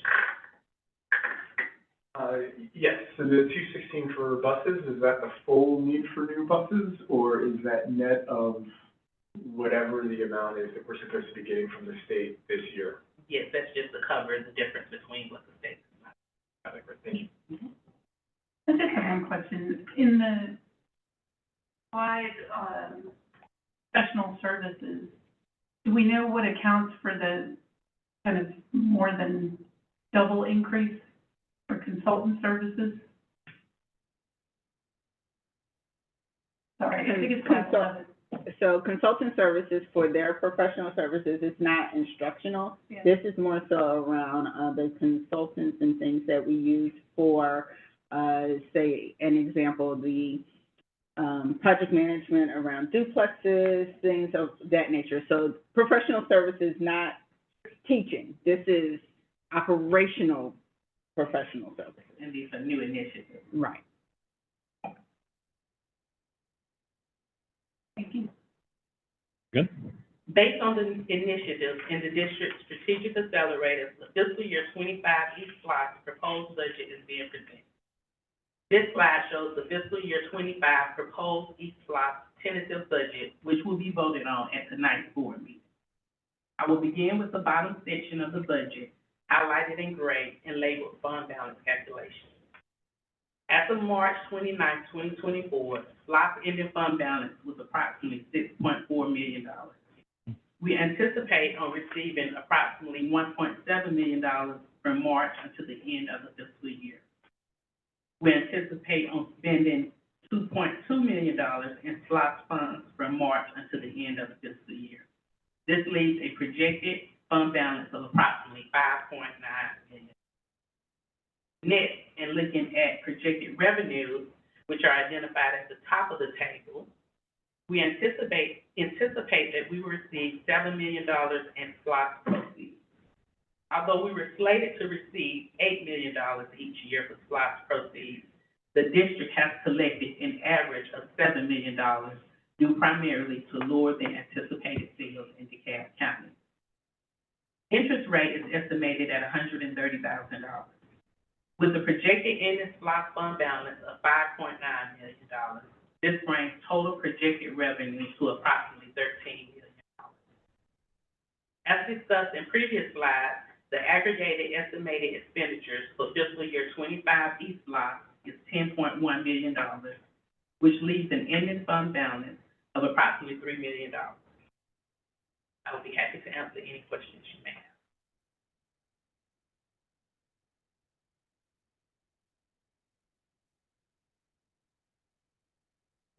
Don't hear any. All right, Chair Herndon, I encourage our community to buy local in DeKalb County. Very true. Thank you, Dr. Broom, Mr. Melton, Mrs. Burton, for the update on SPLOST. Dr. Whitaker, we have another presentation. Yes. We are behind schedule for those of you who have just joined us. Yes, we do. I would like to call on Mrs. Adina Walker, Chief Human Resources Officer, to provide an update on our recruitment efforts for the 2024-2025 school year. Good afternoon, Board Chair Herndon, Vice Chair Fulton, esteemed members of the board, and Superintendent Dr. Gina Whitaker. I am pleased to present the HR staffing report for the month of April as we continue to focus on one of our main strategic plan accelerators, which is cultivating and retaining high-quality professionals. This will be a monthly presentation up to the start of school, rest of district staffing as we plan for the upcoming FY 25 school year. Today, we'll begin to hear hiring updates in addition to comparison data for this current school year, along with recruiting and retention efforts currently in place or we will embark upon in the near future. Here we show our current certified vacancies for the 24-25 school year. When we refer to certified vacancies, we refer to classroom teachers and certified personnel that will directly impact instruction, as well as school administrators. As of April 18th, we have 32 certified vacancies throughout the district, and here's the breakdown of where those vacancies are. Under the previous administration, monthly vacancy data was not tracked. Therefore, the comparison data for the 23-24 school year vacancies are reflected of the year-end numbers. This year, we are keeping a close eye on monthly vacancy data in order to get true snapshots of this data for this FY 26 hiring season. We ended last year in June of 23 with a vacancy rate of 10.1%. Our current data indicates that we are on track to have an overall decline in vacancies at the end of the school year with a current vacancy rate of 6%. Here we see our district benchmarked with other Metro RESA districts' retention rates over the last 5 years. From this data gathered from the Georgia Department of Education's Teacher Retention Dashboard, we see that teacher retention is a critical issue for most districts. City Schools Decatur has always maintained a spot in the top rankings. However, in 2023, data shows that we did take a noticeable drop in rankings behind Beaufort County at 94%, Cobb at 88%, and both Forsyth and Gwinnett counties tied at 86%. Yet, with that being said, we are still showing more favorable numbers compared to our surrounding districts, as close as DeKalb County at 82%, Atlanta Public Schools at 73%, and our comparable size district, Marietta City, at 80%. Although we are not ranked at the bottom, there is still need for action to ensure that our teachers are getting what they need to stay with our district. As we are looking at retaining high-quality professionals, this is what the CSD experience is all about. How do we create the best experience for our staff to stay with us from the time they are hired until the time they retire? One of our biggest retention efforts is our competitive compensation package. It has been the priority of you, the board, our superintendent, to ensure that staff is compensated competitively across the board. Professional pathways are also a critical growth to our staff. We are pleased to announce that our University Partners Day will be coming up on May 6th. This will showcase our district to pre-service specialists with universities to let them know that our district is a wonderful incubator for pre-service educators. The second half of the day is the opportunity for our current staff to meet with universities who we have formed relationships with to extend secondary opportunities to receive advanced degrees. We also work closely with other departments to offer relevant and job-embedded professional learning. This will increase the capacity of our educators. With this, we have partnered with like-minded organizations like CP3 and the University of Virginia in order to give teachers the tools and resources they need to ensure success for all students through high-quality education, as well as community and schools, which provides an additional level of direct support to students, which in turn allows teachers and others to focus on their efforts with providing excellent instruction. Our incoming new hires will also have the opportunity to get this training during New Hire Orientation Week to start their journey with us strong. We are excited to work with our special education department to create a more robust induction program for our special education teachers. with 0 to 3 years of experience through this partnership. This is an incredible and innovative opportunity for our for our teacher induction program. We also recently met with several of our university partners to really look at innovative ways to give our educators what they need in a thoughtful and strategic manner that will increase their teaching methods outside of traditional ways. So with all of these exciting initiatives we have in place and new things on the horizon, we are excited to make the CSD experience hire to retire the best it can be. Not only are we focused on retaining the best quality employees, but we are focused on recruiting the best and brightest professionals who are committed to our students through our teacher attraction and recruiting efforts. During our peak recruiting season, CSD participated in several job fairs throughout the state, speaking and collecting over 160 resumes from a diverse group of high-quality applicants. After each recruitment event, our principals and hiring managers receive an extensive list of applicants, disaggregated by grade level and content area, to set up interviews for their open vacancies. We concluded our peak recruiting season by hosting our own annual teacher job fair on March 2nd. It was a successful event with over 70 applicants participating. One of our recruiting strategies is that we dedicate time for our current student teachers to connect with principals and interview for open positions in order to retain them with our district. I also want to give a shout out to our own superintendent, Dr. Gina Whitaker. She is one of the only superintendents that participate in these job fairs with the HR department to ensure we are marketing ourselves to attract the highest quality candidates possible. So with these collaborative efforts with our principals and hiring managers, I am confident that we will be fully staffed at the beginning of the FY25 school year. Thank you. Do you have any questions? Open it up for questions. I just have one. Thank you so much for doing this. So I heard you say you included the peak season.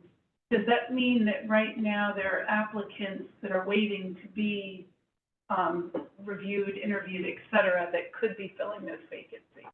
Right now, we have our open requisitions out on our website right now. So that was just our active season of just bringing in applicants. So our principals have, like I said, the spreadsheets of those applications, and they're also open requisitions out there. Thank you. I just would love to see Agnes Scott show up there as a school that we recruit from, Spelman, Morehouse. I think that there's a lot of opportunity in the Atlanta area. So if you guys are doing that, I'd love to hear about it, or what the plans may be. Exactly. Some of those universities, they don't necessarily have job fairs, but we do have our connections with their departments. So we always look to them, because we look at our district as a whole employer, not just for teachers. Mm-hmm. Mm-hmm. Because some of those schools don't actually have education programs. Mm-hmm.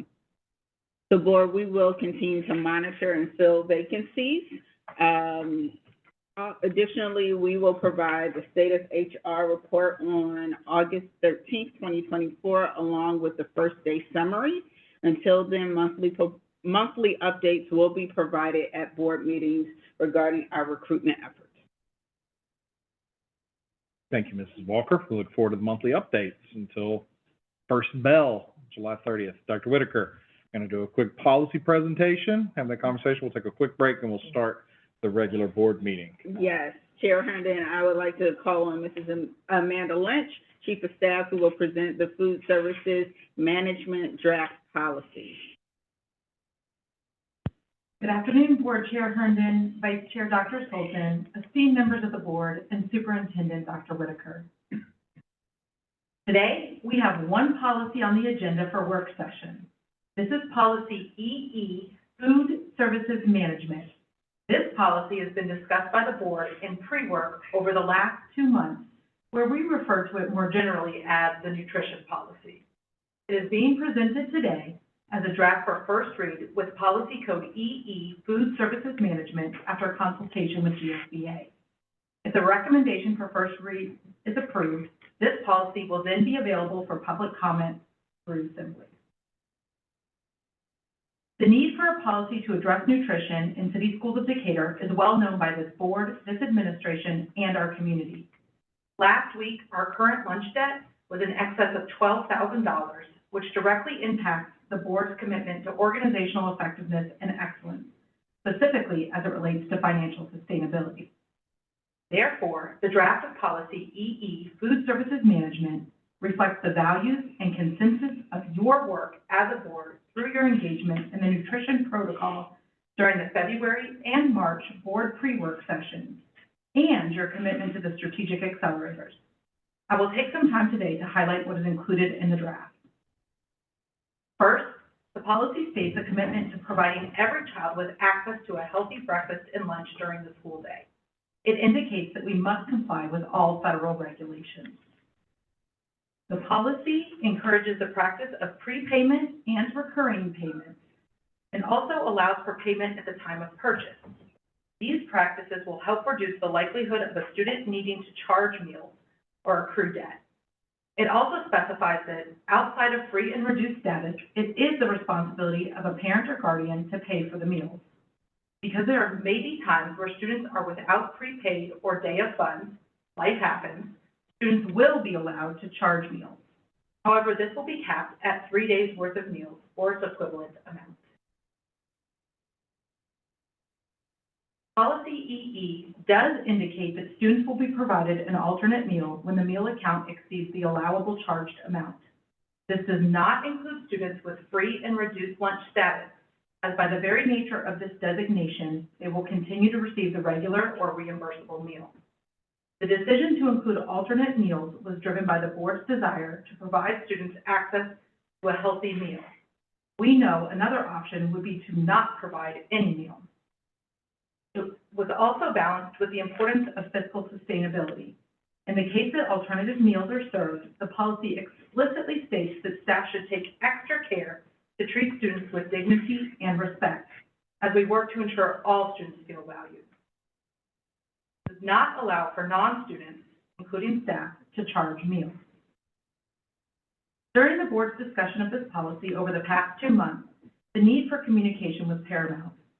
This policy states that CSD shall take a proactive approach to communicating with families and outlines specific actions such as notifying parents of our meal payment policies, making the free and reduced lunch application available to all families with encouragement to complete it, daily notification of a negative meal account balance, maintaining systems for families to opt into meal balance accounts and alerts, and leveraging the school social worker or other appropriate staff to work with families whose accounts become delinquent. Next, policy EE allows for the acceptance of donations as alternate funding for delinquent accounts. It describes delinquent debt, which is unpaid meal charges when payment is overdue, and bad debt, which occurs when debts have been determined to be uncollectible by the district and is reclassified as such. The policy indicates that bad debt shall be resolved annually, but to highlight the board's concerns about such debt, the policy explicitly states to resolve bad debt, this money has to be reallocated away from the classroom. A section was also added to this draft to address refunds and/or transfers. Unclaimed balances after 1 year of graduation or student withdrawal will be reallocated to the nutrition fund and used to help relieve delinquent debt. And finally, a definition section is included as part of the policy. This summarizes everything that is included in the draft of the policy. Is there discussion, or may I read the recommendation? You may read the recommendation. The recommendation is being made that City Schools of Decatur Board of Education accepts policy EE, Food Services Management, for first read. Do I have a motion to recommend the policy for first read? Motion to approve. Do I hear a second? Second. Any discussion? All right. All those in favor, please say aye. Aye. The motion carries unanimously. Thank you. This concludes our work session for today. Let's take just a quick 3 minutes to stretch ourselves, use the restroom, and 5:20, 5:21, we'll get started with the regular board meeting with My apologies for being behind schedule. Okay.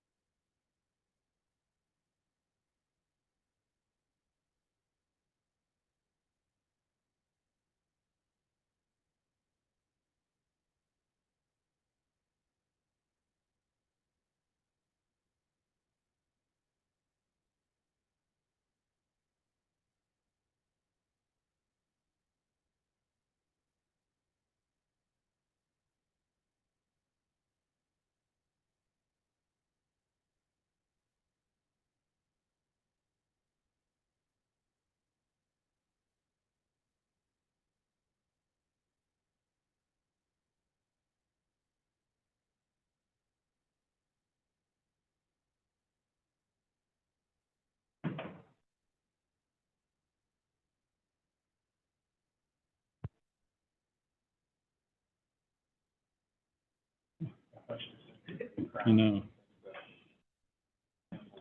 Hmm. Is it? So, Get started? Okay. All right. Second.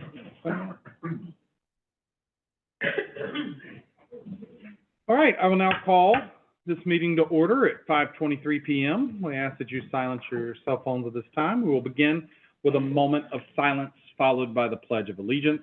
At this time, I ask that everyone join me in a moment of silent reflection.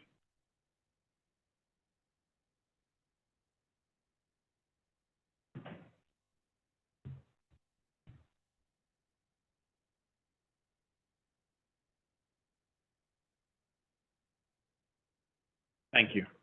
Now I ask all who are able to please stand for the Pledge of Allegiance. I pledge allegiance to the flag of the United States of America and to the republic for which it stands, one nation, under God, indivisible, with liberty and justice for all. Thank you all. The mission of the City Schools of Decatur is to inspire and enable student growth through meaningful and engaging learning experiences supported by highly qualified and caring educators in a safe and inviting environment. Our first item up for agenda is the approval of board meeting agenda for April 2024. Board members, are there any revisions to the agenda this evening? Hearing none, do I have a motion to approve tonight's agenda? Move to approve tonight's agenda. Thank you. Do I have a second? Second. Thank you. Any discussion of the agenda this evening? All those in favor, please say aye. Aye. Agenda carries unanimously. Our next agenda item is approval of minutes from previous board meetings. Do I have a motion to approve March's regular board minutes?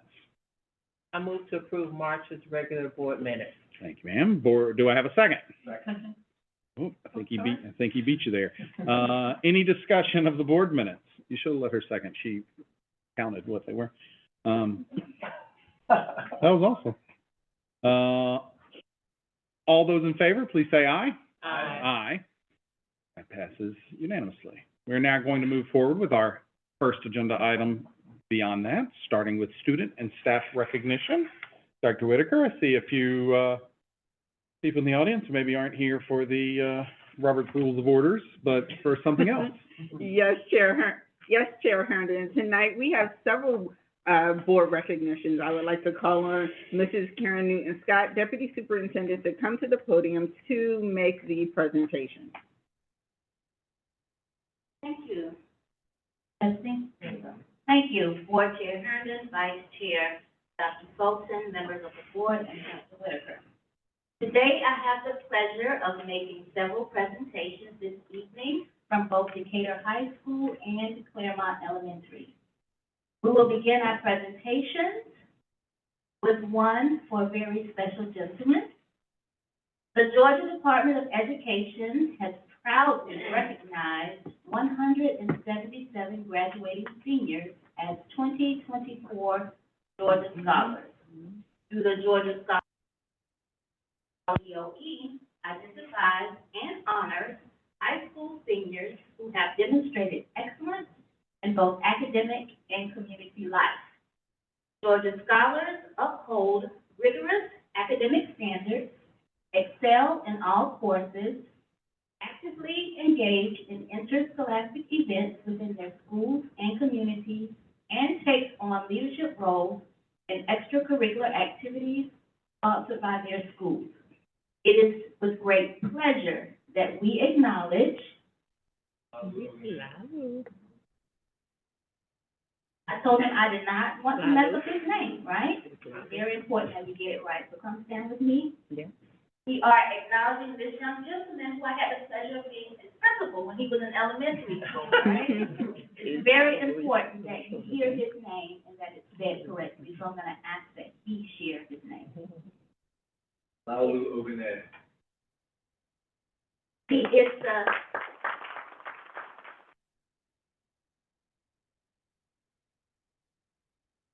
He was taller than you in elementary school. Even then, it's not too hard. He is the distinguished from Decatur High School to be honored in this way. Yes.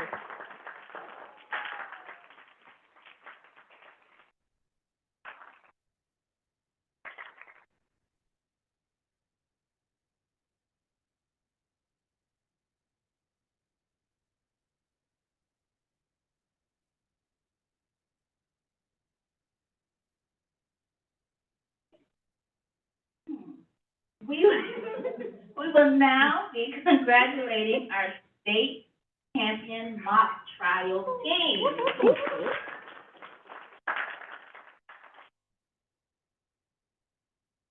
For the 2023-24 season, Decatur High has had 3 teams competing in 3 different regions, and all 3 advanced to their respective districts.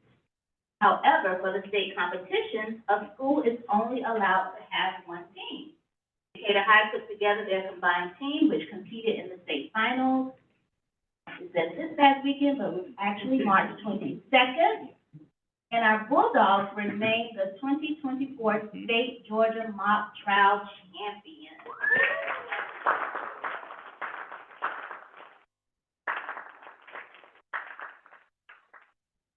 We would like to congratulate all of our students who participated, and thank you to our dedicated coaches who have worked with our students since September 2023 to prepare them for the season. We are proud of you all. Go Bulldogs! Please come forward as your name is called. Principal Spruill will present each person with a certificate of achievement. There are only 2 of you here. I will call all of the names. Thank you, too, for coming. We appreciate that. So we have Ruby Kelly, Penelope Goebel, Devin Rao, thank you, Adriana Walker, Eli Eustein, Gavin Byrne, Lila Sober, Jovan Downs, Noel Girardi, Ben Hasty, Nathan Reynolds.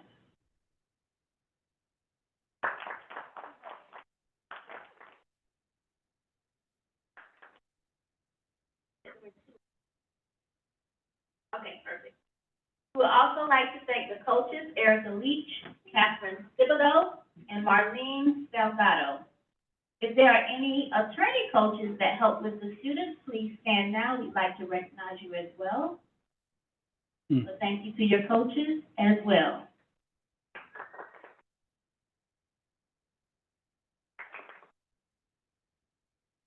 The Decatur High Band, under the leadership of Mr. Ira Jenkins in the back wave,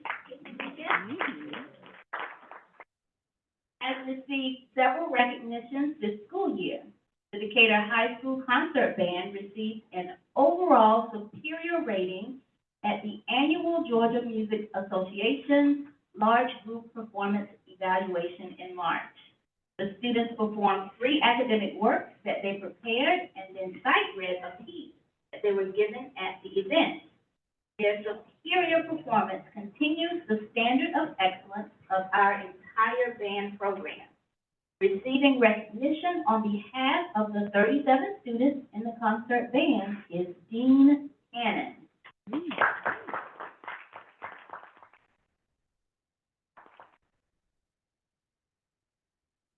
The Decatur High School Symphonic Band, all superior ratings at the annual Georgia Music Education Association's Large Group Performance in March. The students performed 3 academic works that they prepared and then sight read a piece that they were given at the event. Their superior performance continues the standard of excellence of our entire band program. Receiving recognition on behalf of the Symphonic Band is Sydney Jeffrey.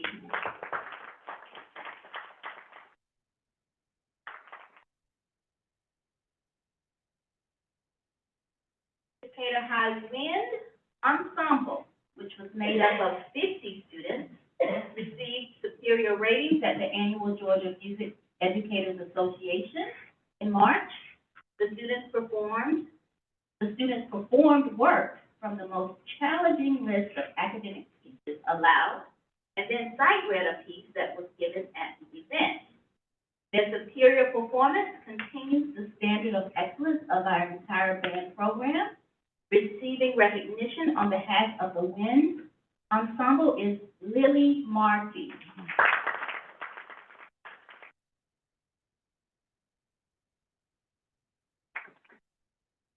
The Decatur High School Indoor Percussion Ensemble, which was made up of 28 students, finished first in the competitive season.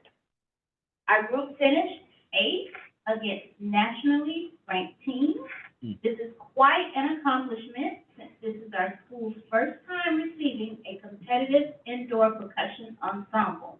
Receiving recognition on behalf of the indoor percussion ensemble is Hagen Lucas.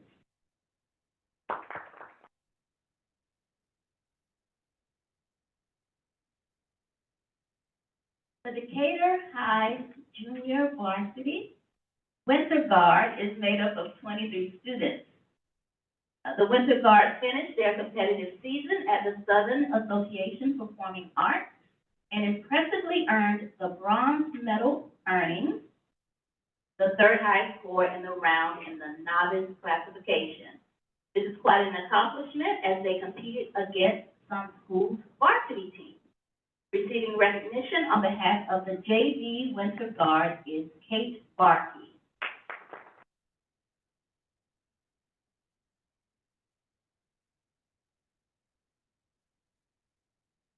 And last but not least, for Decatur High, the Decatur High Varsity Winter Guard is made up of 6.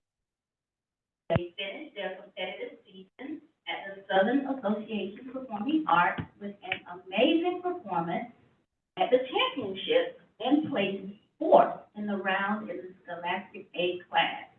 This was quite a finish for our varsity team after being named a finalist in a Winter Guard international competition in Mississippi.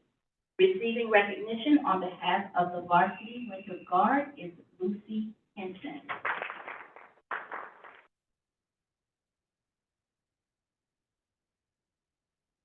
I would like to also invite our band director, Mr. Jenkins, up front with the students. Give him a round of applause.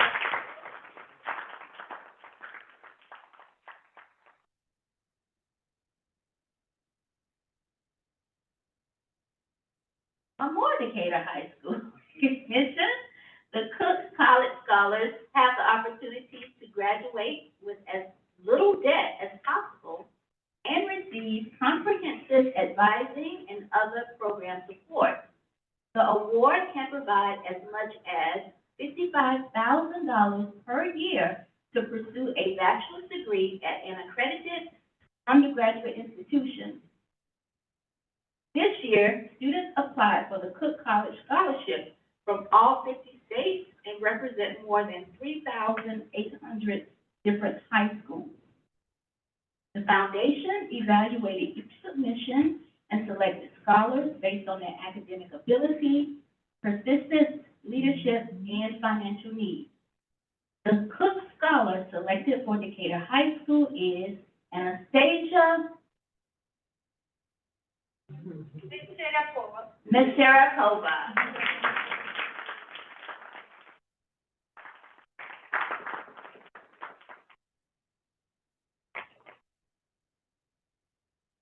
Claremont Elementary. Principal Lopula, please join us up front.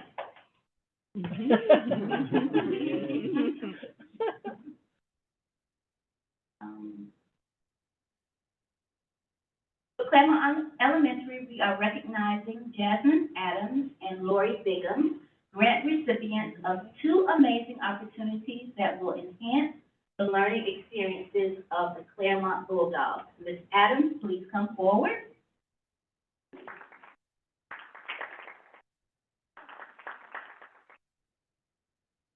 Ms. Adams recently received a $5,000 fellowship grant through the highly sought-after Funds for Teachers to study the Civil Rights Movement in the southeastern United States and the apartheid movement abroad in South Africa. This study will impact students by promoting equality for marginalized groups and empowering students with a profound understanding of the progress and ongoing struggle for equity via a civic action project integrating art. You will be going to Africa, correct? Right. Congratulations.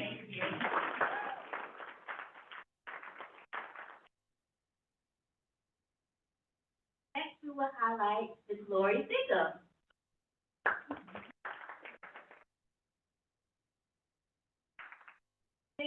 Ms. Bigham's achievement is equally commendable. She secured the highly competitive Lettuce Grow grant to purchase a farm stand hydroponics machine for her classroom, providing students with a profound connection to nature, knowledge of where food comes from, and the joy of growing it themselves. The rigorous selection process for both grants underscore the exceptional nature of their accomplishments and inspires their fellow teachers. Now I'd like to introduce you to Talia Peterson and Noelle Thompson, two Claremont students saving wildcats, one baked good at a time.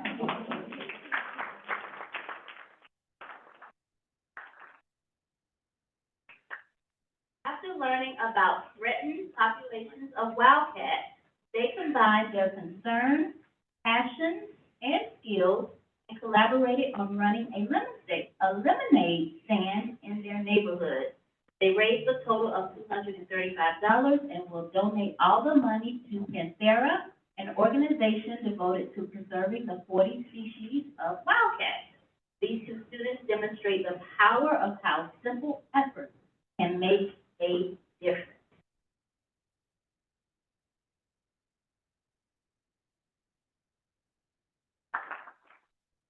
At this time, I would like to invite board members and Dr. Whitaker to join us down front for photographs. Parents, feel free to take this opportunity to get a picture of the group as well.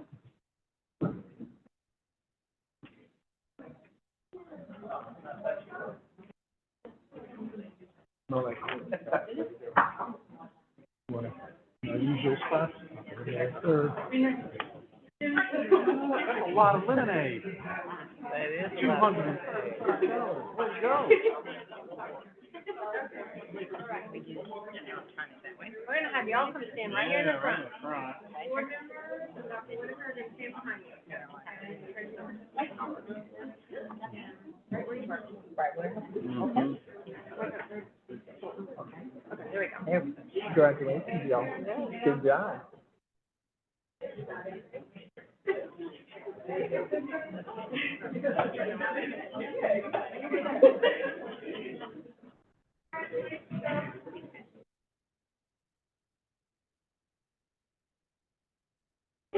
All right.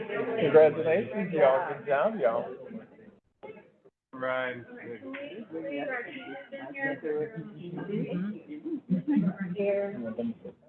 Only if I can go to South Africa with her. Oh, it's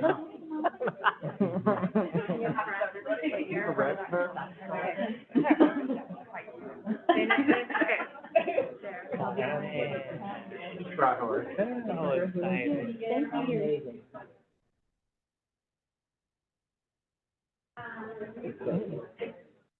Come on, get a little closer.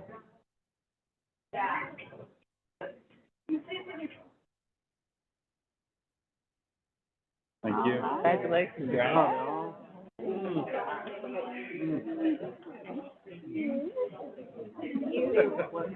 Good. Congratulations. Who's next? Yes. Anastasia, Right there. That's a great scholarship. Yes, it is. It is phenomenal.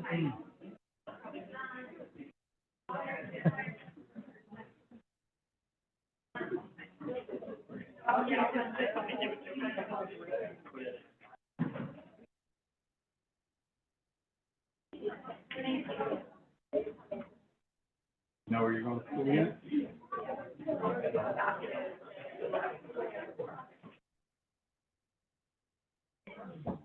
Where are you going? Where? I couldn't hear. In my city. It's the great school of the north.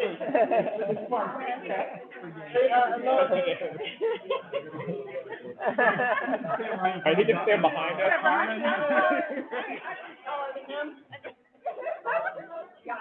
Wow. way? Yeah. All right. Keep going, we good. Sorry. What are you, 6'6"? Wait.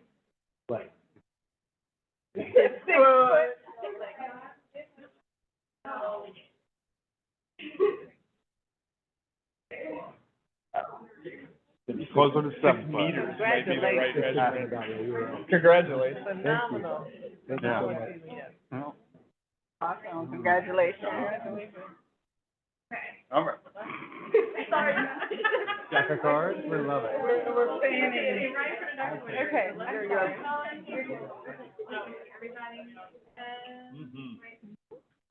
Yeah, I'm good. I'm fine.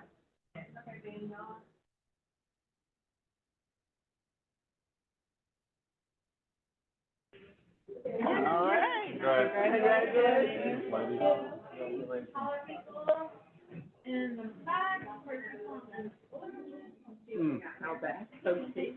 Not a whole lot of. Medium height. All say hi to them. We're gonna have to spread out a little bit. Not percussion, percussion call.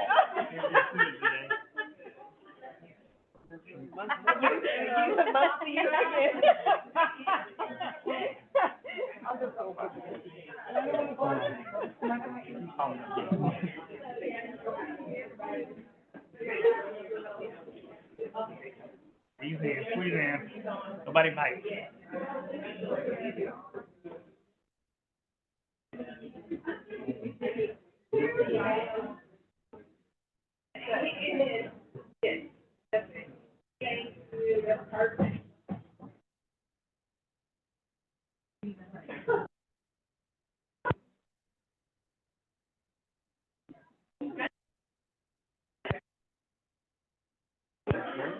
Okay, we do have one last announcement, if I may, one last announcement. We do have a new doctor in the house. That will be Dr. Kroll.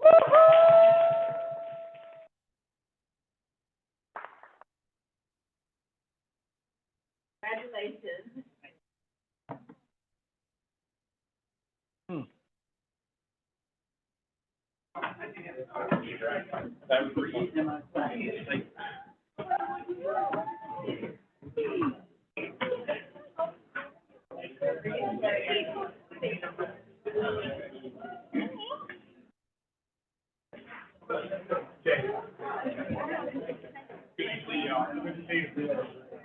I was at Third Avenue in the house here.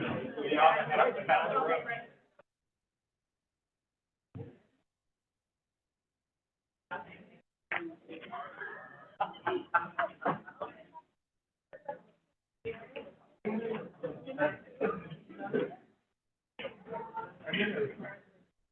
All right, moving on,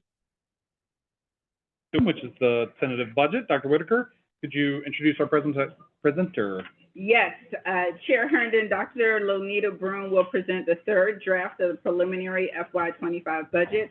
The draft budget incorporates the feedback provided during the board's March presentation regarding using the net tax percentage increase to 8% and the goal to ensure all staff have moved at least one rung in the competitive salary in the FY25 budget as presented.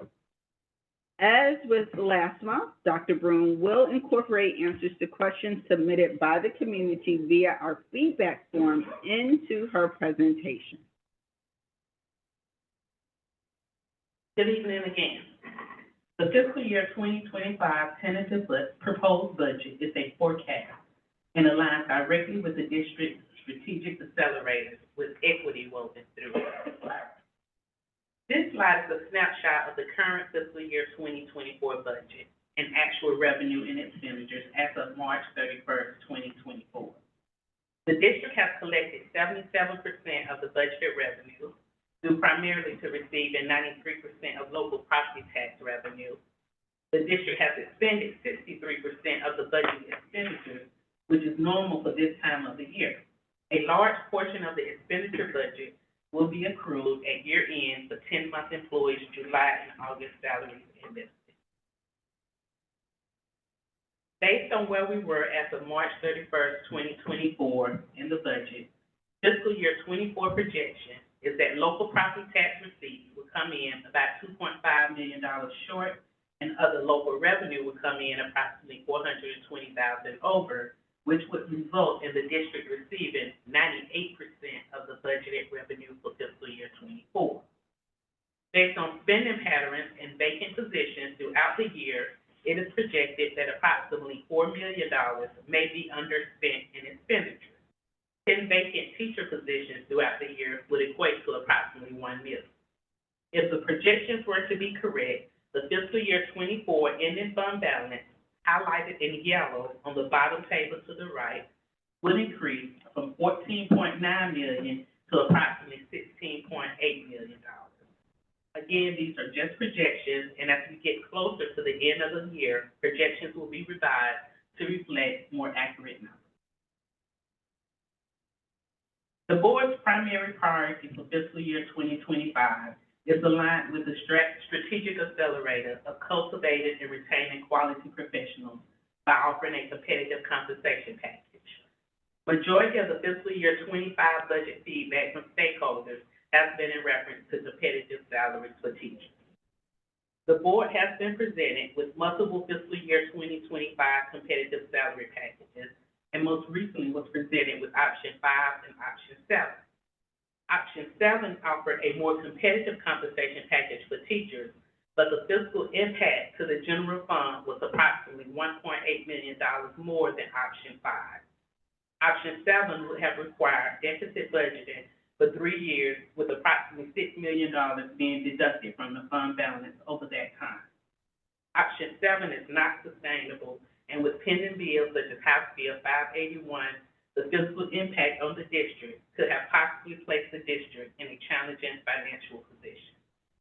Based on feedback from the board, option 5 competitive salary package is being recommended for the tentative fiscal year 25 budget and consists of all non-instructional employees receiving a minimum salary of 5% and a step increase for eligible employees. For employees paid on the teacher salary scale, option 5 has a fiscal impact of approximately $2.6 million. Teachers and positions paid on the teacher salary scale will receive a 7 to 13.25% salary increase. The teacher's entry-level scale will increase from $947 to $55,200. With the state's $2,500 increase in salaries, this will bring teachers' entry-level salary to $57,700 for option 5. When comparing the total compensation, which includes salary and benefits, with 8 Metro Atlanta districts, option 5 will put all the district teachers' salary scales in the top 3 highest paid. When looking at salaries only, option 5 will put the district teacher salary scale at the 3rd to 7th highest out of 9 Metro districts. I have been in contact with other districts, and city schools under Decatur. Option 5 is one of the most competitive compensation packages among the Metro Atlanta districts for fiscal year 2025. As previously stated, to ensure competitive salaries, the fiscal year 2025 budget was built based on option 5 for teachers, which gives teachers a minimum of a 7% increase, a step increase for eligible employees, and Governor Kemp approved $2,500 salary increase. Non-instructional staff will receive a minimum of a 5% salary increase plus a step increase for eligible employees. This slide shows the fiscal impact of salary increase for administrators, including cabinet-level positions, principals, and assistants. The administrator's job category was broken out at the request of the board. The district has over 52 main job title categories. Breaking them all out would have been extremely time-consuming. I want to reiterate that all permanent employees in the district will receive a minimum of a 5% salary increase in fiscal year 25. The compensation study showed that administrators were drastically underpaid when compared with surrounding districts. Currently, chief positions are the lowest paid of 9 districts in the metro Atlanta area with the same or similar job responsibilities. Principal salaries were also extremely low when compared to other districts. Based on the feedback from the board, option 3A proposed salary increases to ensure administrative salaries are comparable and competitive with other districts. The total fiscal impact for salaries and benefits for option 3A is approximately $1.3 million. The fiscal impact for salaries and benefits for all cabinet positions is $657,310. For total compensation, this will move chief positions up 2 levels from the lowest paid in the metro Atlanta area to a ranking of 7 and to a ranking of 6 out of 9 for salaries only. Assistant superintendents will move to the second highest paid, and associate superintendents will move to the 5th highest paid out of 9 districts for total compensation and salary. The fiscal impact for salary and benefits for principal positions is $398,188. For total compensation, this will move the high school principal from the lowest paid to the 5th highest paid for total compensation and the 4th highest paid for salaries only out of 9 metro Atlanta districts. The middle school principal will move from the lowest paid up to a ranking of 6 out of 9 highest paid for the total compensation and the 5th highest paid for salaries only out of 9 metro Atlanta districts. The fiscal impact for salaries and benefits for assistant principal positions is $263,848. High school assistant principal positions will move from 8th lowest paid to 4th highest paid for total compensation and salaries. Middle school assistant principals will move from 7th lowest paid to 2nd highest paid for total compensation and the 3rd highest paid for salaries. Elementary school assistant principals will move from a ranking of 8th to 3rd highest paid for total compensation and 2nd highest paid for salaries. The district's major funding sources for funding competitive salaries is tax receipts from the collection of property tax. This chart shows the tax levy historical trend by percent change. As shown, the percent change in the tax digest varies. In the last 10 years, 2017 was the lowest tax percentage change at a decrease of 0.31%. This means that the digest did not grow, but actually lost value in 2017. Since that time, in the last 5 years, the digest has increased as high as 15.69% and decreased as low as 7.25% in 2020. In the last 2 years, the tax digest has grown by double digits. Based on the historical trends, we are anticipating a tax digest growth between 6 and 8%. Currently, an increase or decrease in the millage rate has not been proposed. Based on a 6% and 8% projected 2024 tax growth and the assumption that the millage rate will remain at 20.30, the district's revenue from property tax will increase by approximately $3.5 million with a 6% tax digest growth and $4.6 million with an 8% tax digest growth. Although the millage rate will remain at 20.30, the increase in the property value will generate additional revenue. This slide shows the fiscal year 25 multi-year forecast for the proposed fiscal year 25 budget with a 6% growth in digest. Adjusted to reflect a 6% growth in fiscal year 25 and for fiscal year 26 through 28. Currently, there is no cap on the tax digest growth. However, House Bill 581 is a bill that limits the future increases of residential property values to the proposal for a cap will have to be ratified in a vote in November 2025. Whether the act becomes law or is automatically repealed at this time remains to be seen. Assuming the bill is ratified and passes, the cap has a value offset exemption, which will require the tax commissioner to determine if the current value offset exemption or the proposed value offset exemption exemption will offer the most tax relief to the property owner.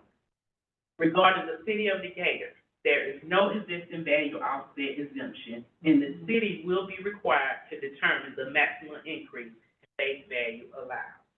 If the bill is ratified, the city could elect to opt out of the value offset exemption by passing an opt-out resolution by March 1st, 2025.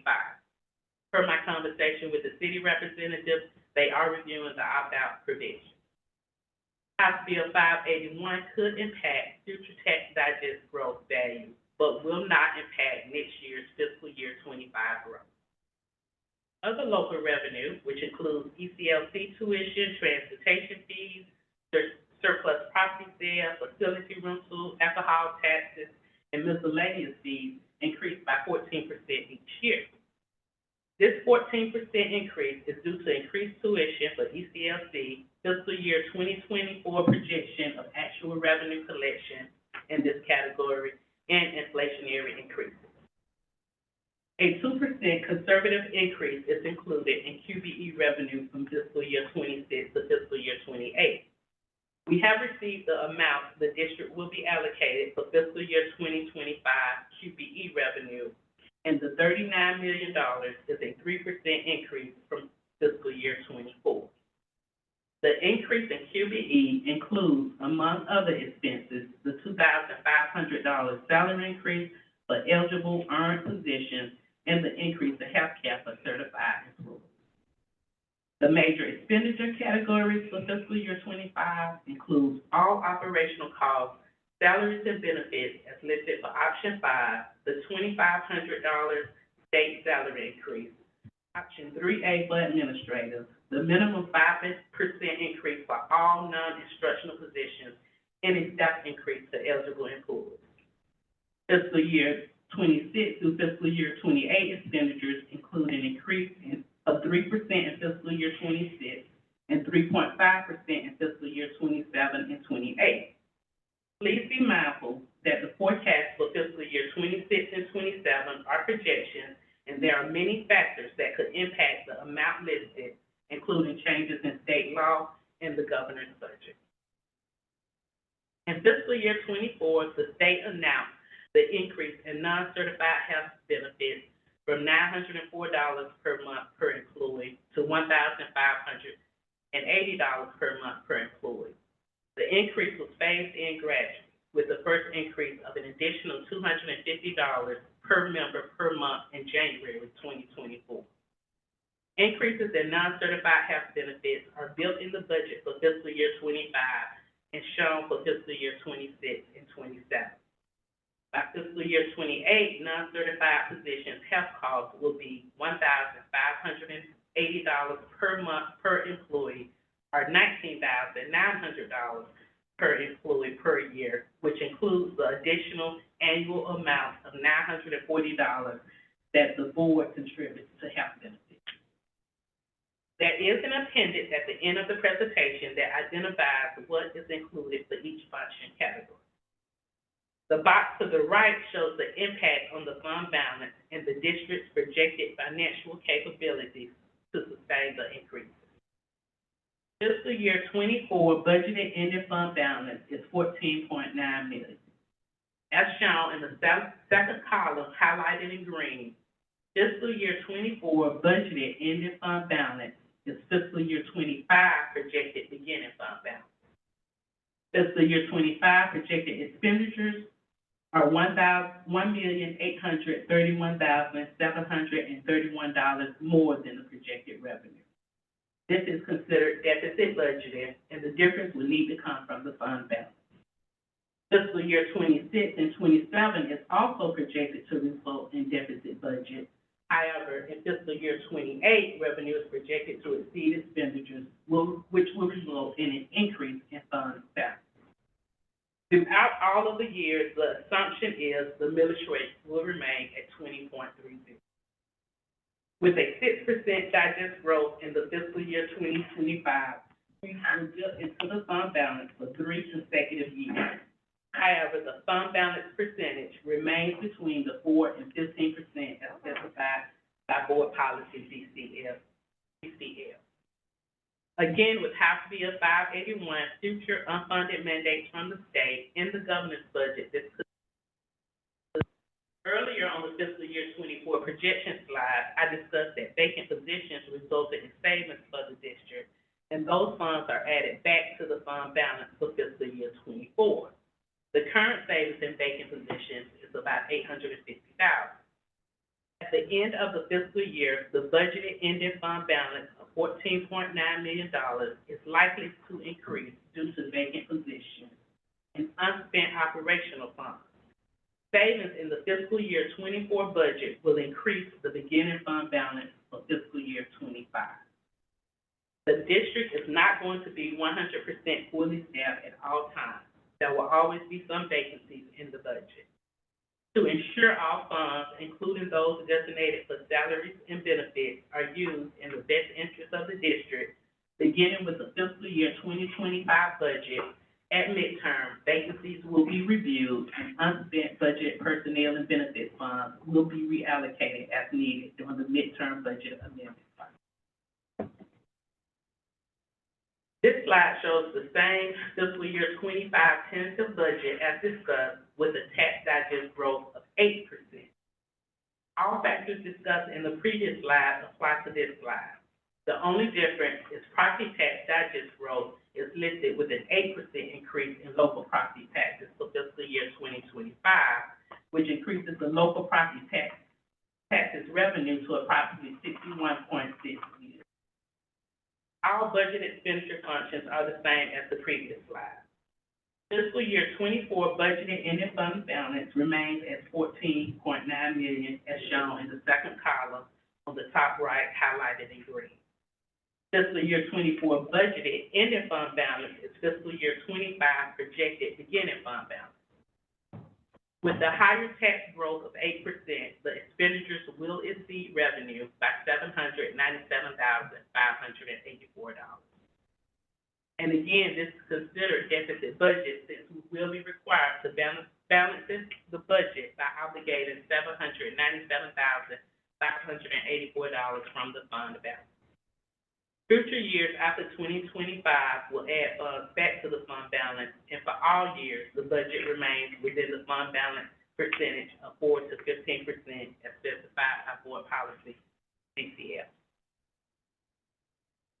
This slide shows the fiscal year 2025 tentative budget for all funds, general, special funds, nutrition, and capital. The general fund is based on an 8% tax growth.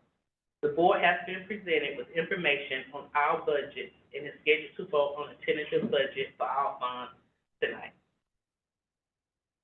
Budget highlights are the same as previously presented. State increases in TRS and health benefits. Governor's proposed $2,500 increase in the state salary schedule passed.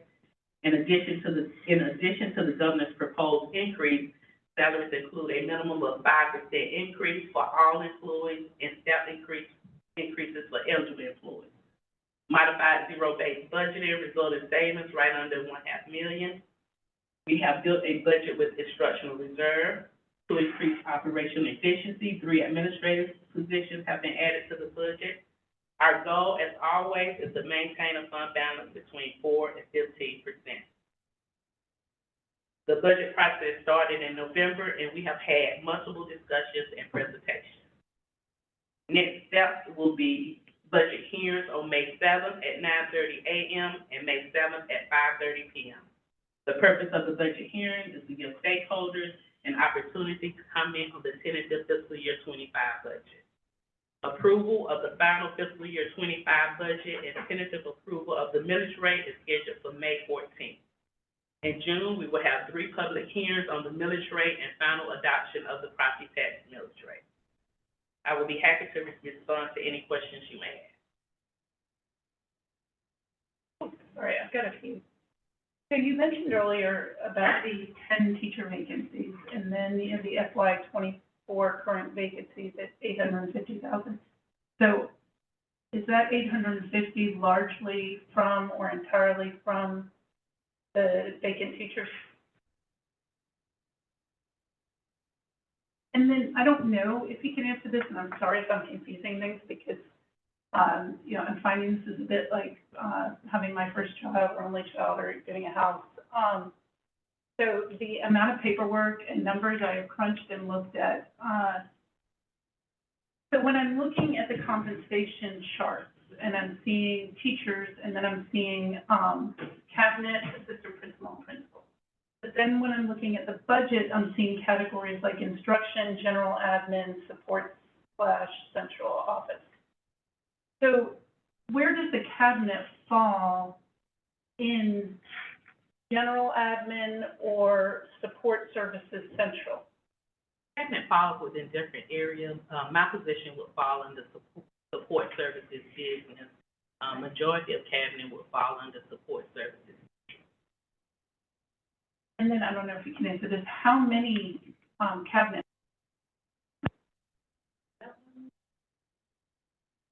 There are 9, so it's the people you see. Oh. They see out there. It's Sergio. Yeah, I got it, thank you. Sergio is not there, but it's those people out there.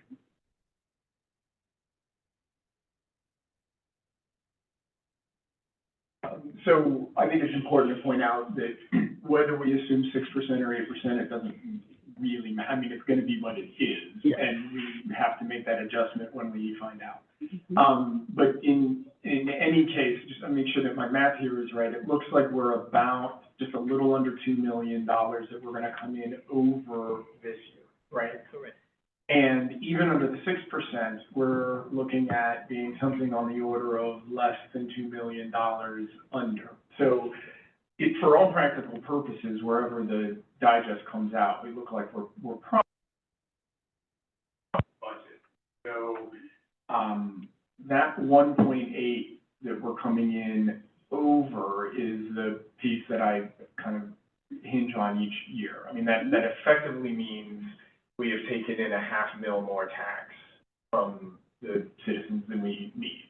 And so that's the thing I would like us to get tighter on, so that that's not there. One of the ways I've mentioned this, obviously, it can be considered for next year's budget. I think as you start talking about reviewing vacant positions over the course of the year, this is a good first step.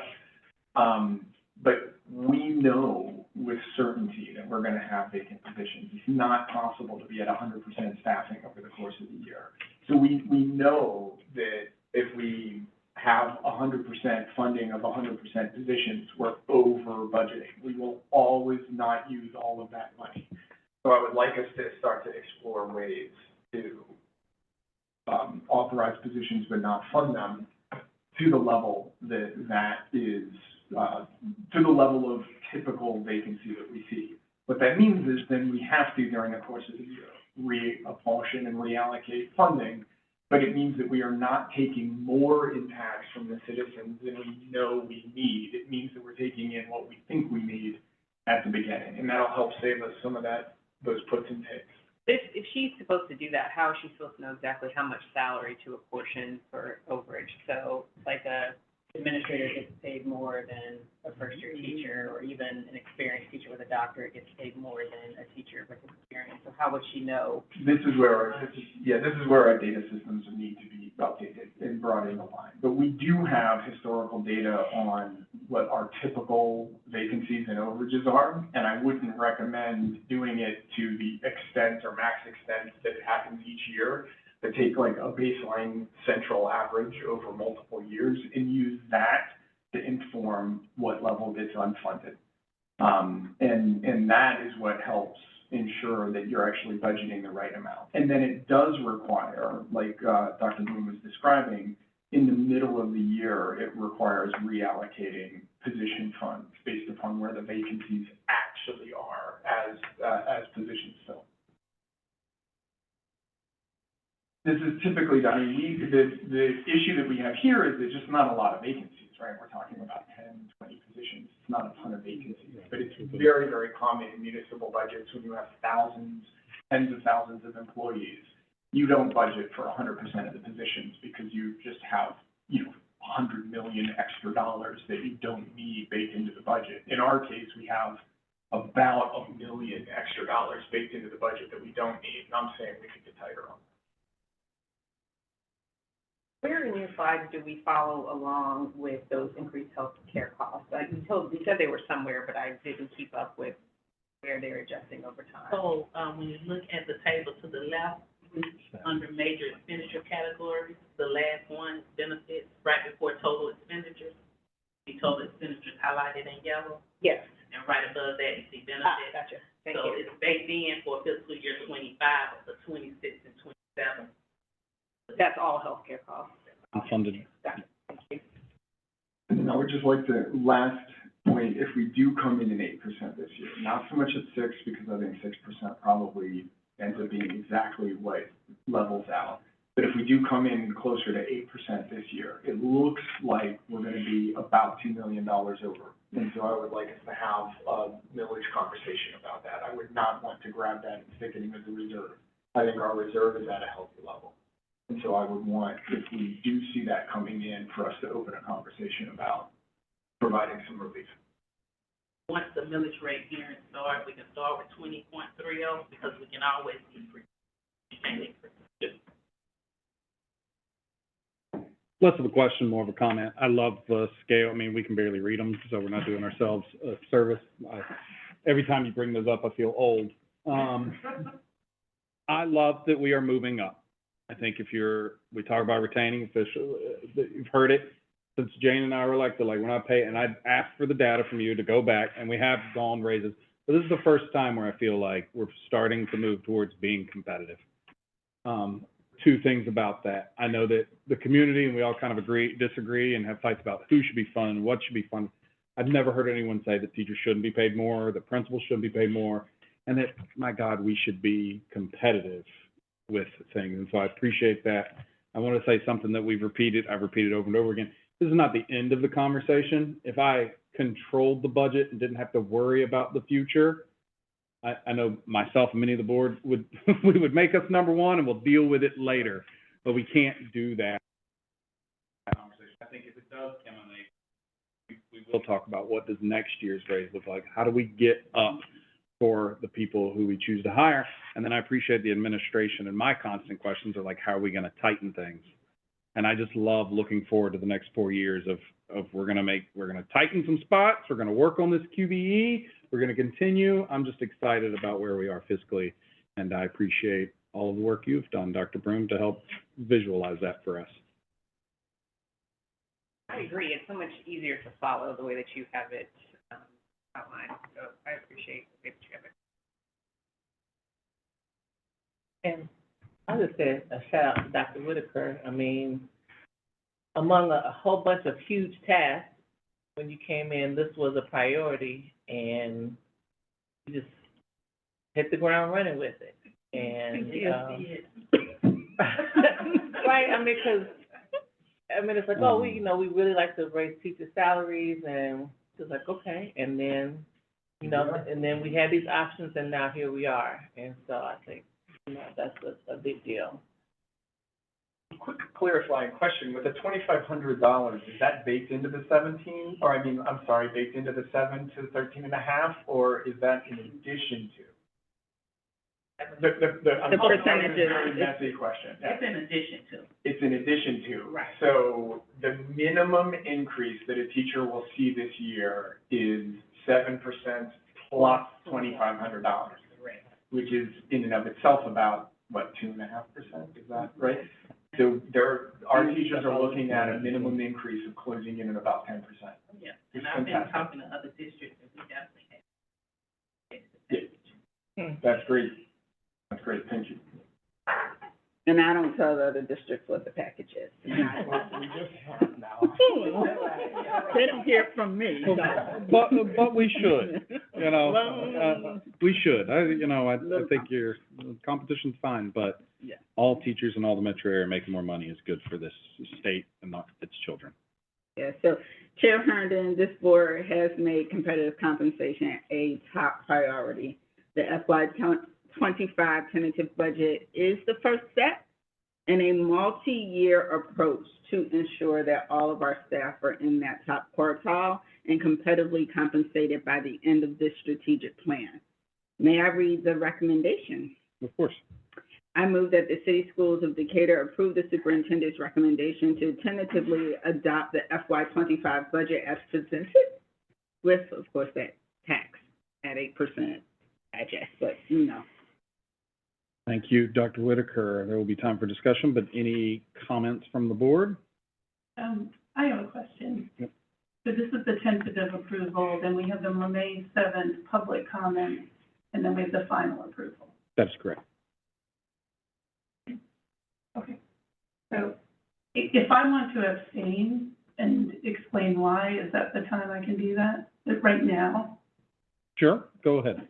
Okay, so one, I love this, and I really love all the work you've done, Dr. Whitaker, and, Adina, all the stuff that you got ready for the vacancies, so, I'm so appreciative of the work all of you have done.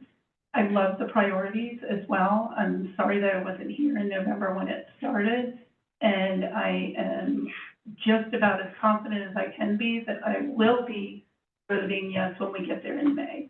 But it's taken me a little while to catch up to speed, and I want to make sure that I continue to examine some of these outcomes and how they align, like what we read in Greater on their behalf. So I want to make sure it's clear that I'm not saying no, I'm simply abstaining while I get more information. Thank you. Would you mind sharing with the board what you want more information on? Yeah, I think it starts with when we started, I think it was the last meeting and the meeting before, a little more kind of on the return on investment. So I'm noticing, for example, I think 600,000 increase for the cabinet.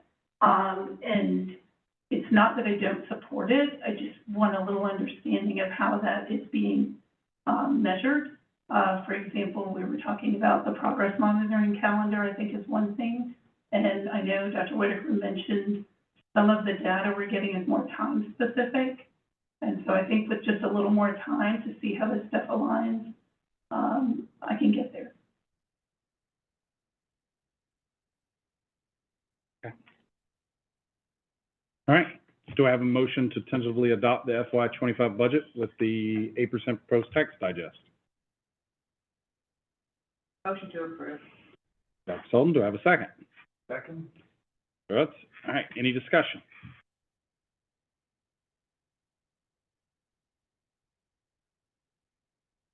Okay, I will,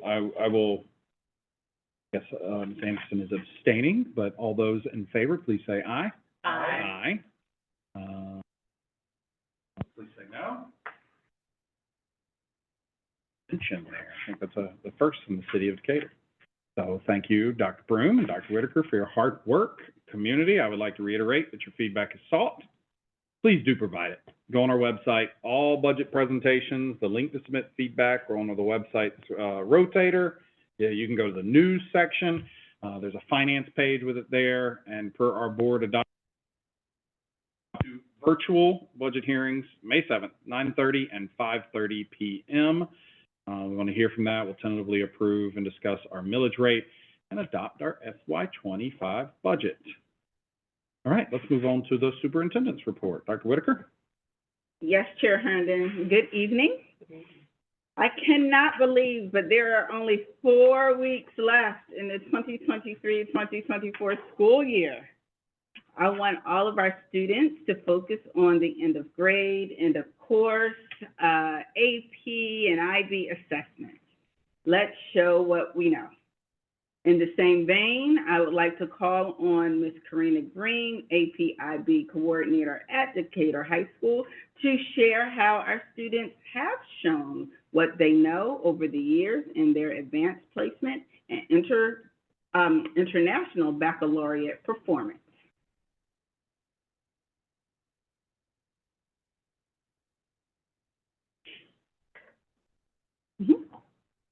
Good evening, Board Chair Herndon, Vice Chair Dr. Sultan, esteemed board members, and Superintendent Dr. Gima Whitaker. I'm here today to discuss advanced placement and international baccalaureate and share data about each. As an international baccalaureate world school, students are given the power to direct their own learning pathway and develop the skills and confidence they need to thrive and make a lasting difference.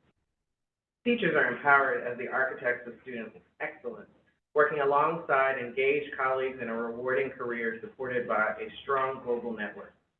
Within the coursework, students are encouraged to think critically and solve complex problems, drive their own learning, become more culturally aware through the development of a second language, engage with people in an increasingly globalized, rapidly changing world, and are a part of an educational program that can lead them to some of the highest ranking universities around the world by encouraging student success in all areas.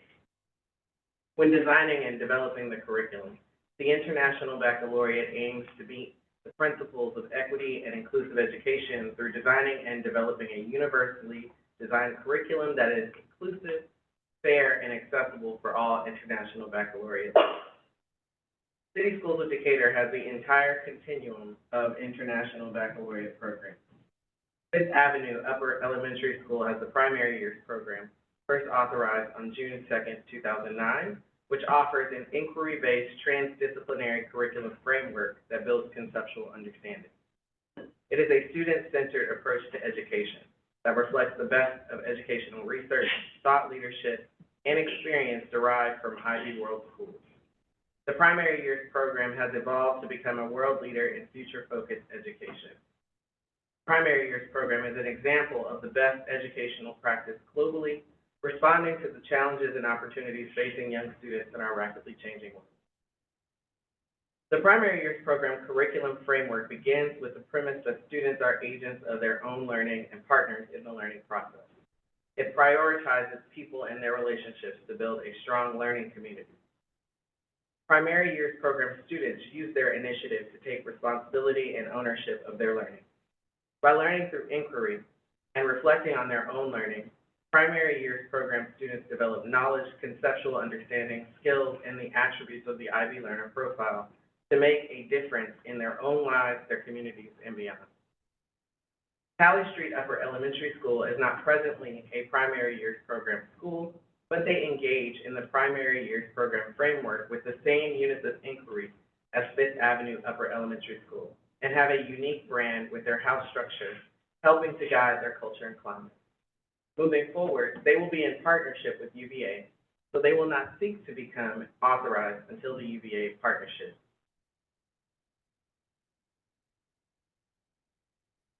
Decatur High School's International Baccalaureate Middle Years Program was first authorized on June 7, 2011. The Middle Years Program is a 5-year program which is implemented in partnership between Decatur High School and Beacon Hill Middle School. The Middle Years Program is inclusive by design. Students of all interests and academic abilities can benefit from their participation. Implementation of the Middle Years Program is a whole school endeavor.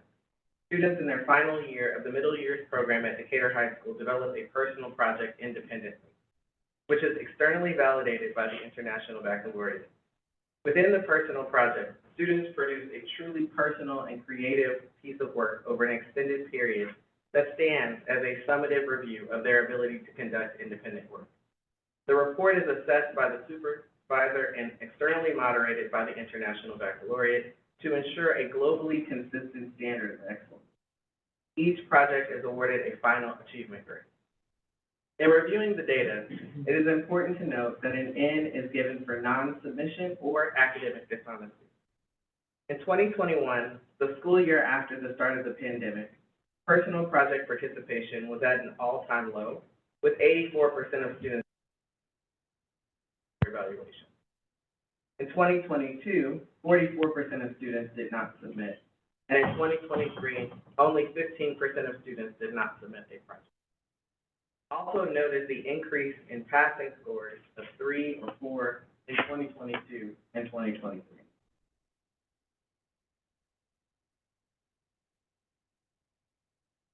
Decatur High School's International Baccalaureate Diploma Program was first authorized on March 28, 2013, and is presently the largest program in the Southeast, with the highest diploma completion rate in the state of Georgia. The International Baccalaureate Diploma Program is for students aged 16 to 19. The diploma program curriculum is made up of 6 subject groups: studies in language and literature, language acquisition, also known as world language, individuals and societies, also known as social studies, sciences, mathematics, and arts. and the diploma program core comprising theory of knowledge, creativity, activity, service, and the extended essay. Through the diploma program core, students reflect on the nature of knowledge, complete independent research, and undertake a project that often involves community service. On the slide, you can see all of Decatur High School's diploma program course offerings. At Decatur High School, to further ensure student success in all areas and equity of access, students also have access to one elective of their choice outside of the diploma program coursework in their junior and senior years, with the option to increase their senior year electives up to 3 electives by taking 2 standard level diploma program courses starting in their sophomore year, concluding with examinations in their junior year. Students will take some subjects at the higher level and some at the standard level. Higher level and standard level subjects differ in scope, but are measured according to the same grade descriptors, with students expected to demonstrate a greater body of knowledge, understanding, and skills at a higher level. Each student takes a minimum of 3 or a maximum of 4 subjects at the higher level and the remaining at the standard level. In reviewing the data, it is important to note that students did not take external papers or exams during the May 2020 or May 2021 exam administration, which means that their final score was based solely on the data points of the internal assessment and the predicted grades assigned by teachers, instead of combined data points, including the externally assessed exams given in May, resulting in the spike you see in 2022. In May of 2022, the number of external exams were reduced for each subject, and not until May of 2023 did students take the full range of exams required by the International Baccalaureate Diploma Program. Additionally, mark bands or grading scales for International Baccalaureate examiners were adjusted downward, meaning less was required to attain a higher score for the exam sessions in 2020 through 2022, with the 2023 examination session being the first to return to pre-pandemic expectations. Thus, comparing the results of examinations from 2020 through 2022 is not statistically appropriate. And in comparison with 2019, the number of candidates taking the exams in 2023 was nearly double, in addition to these students experiencing online education during the latter half of their freshman year and almost their entire sophomore year of high school. Additionally, there was a recent dip in diploma program enrollment after it was decided during a board work session in February of 2022 that families would pay for advanced placement in international. But as of the 2023 to 2024 school year, enrollment has returned to the level prior to that announcement. Financial need is demonstrated. The school system pays for student examinations in full.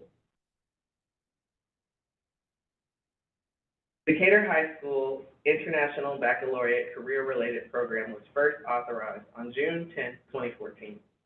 The program leads to further higher education, apprenticeships, or employment.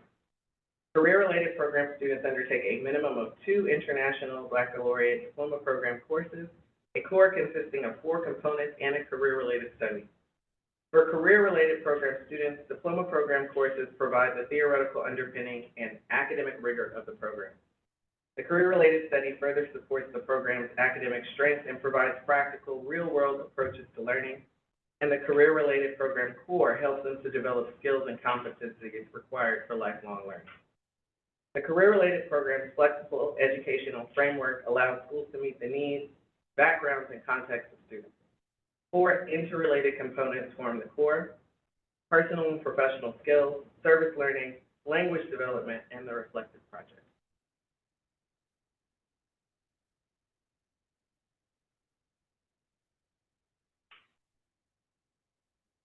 In reviewing the data, the same considerations mentioned for the diploma program are applicable here.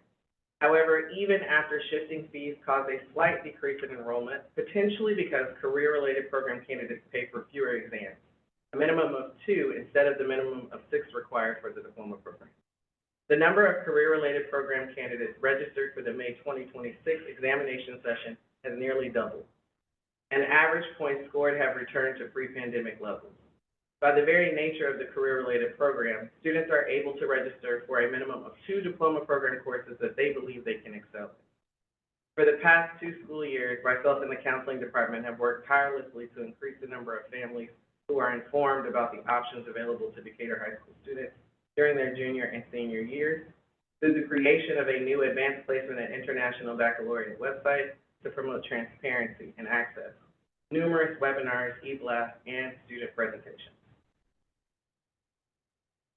Decatur High offered multiple advanced placement courses, and on November 3rd, 2023, gained College Board member status, giving us access to discounted pricing for advanced placement training, mentorship, conferences, and more. The advanced placement courses offered at Decatur High School are advanced placement, United States history, psychology, English language and composition, statistics, calculus AB, calculus BC, computer science principles, and computer science A. By obtaining several grants, 7 advanced placement teachers at Decatur High School were able to participate in the official College Board mentoring program to provide support and improve their ability to facilitate these courses, in addition to the UWorld grant, giving advanced placement students access to free test preparation for their advanced placement course. By ensuring continued access to mentoring and professional development opportunities for teachers, Decatur High School is constantly working on cultivating and retaining quality professionals. Student achievement on these continues to fall to its lowest point in 2022, but has since begun rising, with many exams moving to online administration for the company. In looking to the future of the international baccalaureate programs and advanced placement opportunities offered by Decatur High School, we are adding new courses for students and offering training and mentorship for our teachers. During the 2024 to 2025 school year, we will be adding advanced placement pre-calculus and advanced placement music theory.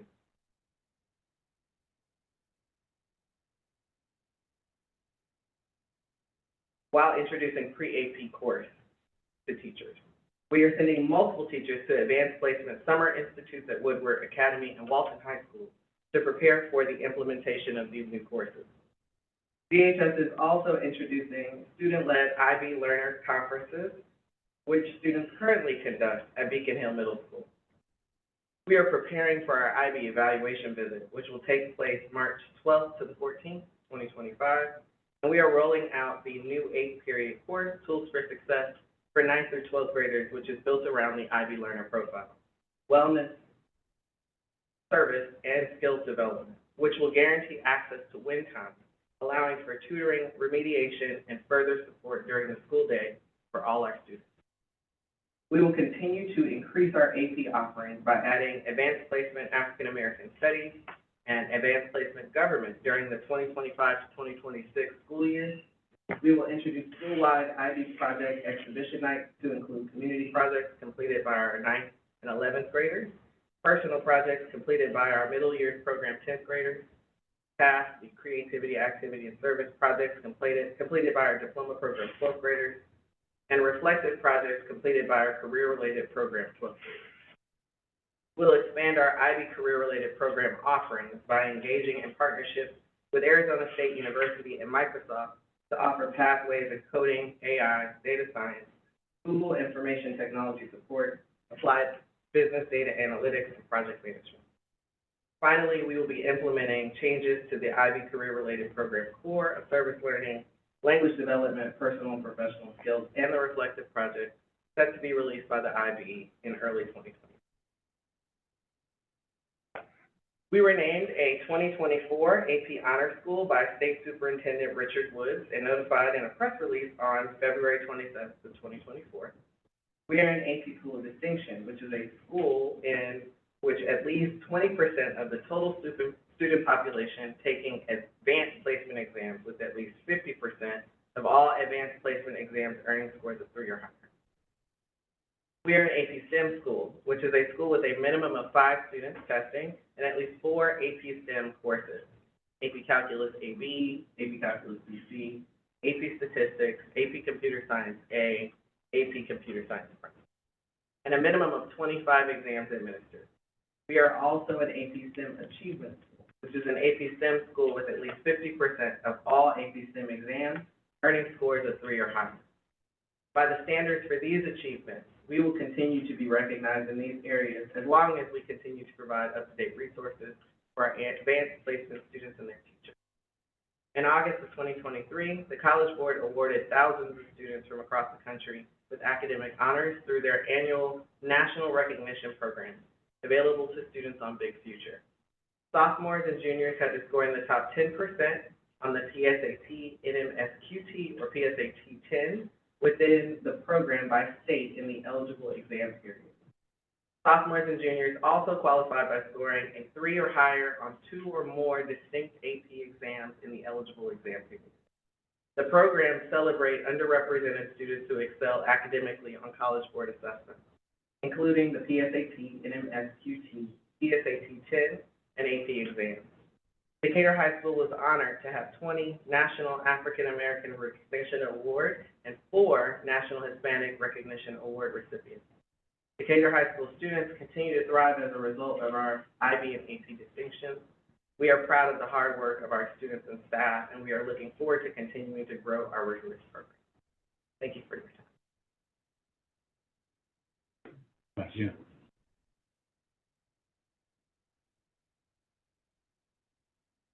I don't hear you. Thank you, Ms. Green, for the update.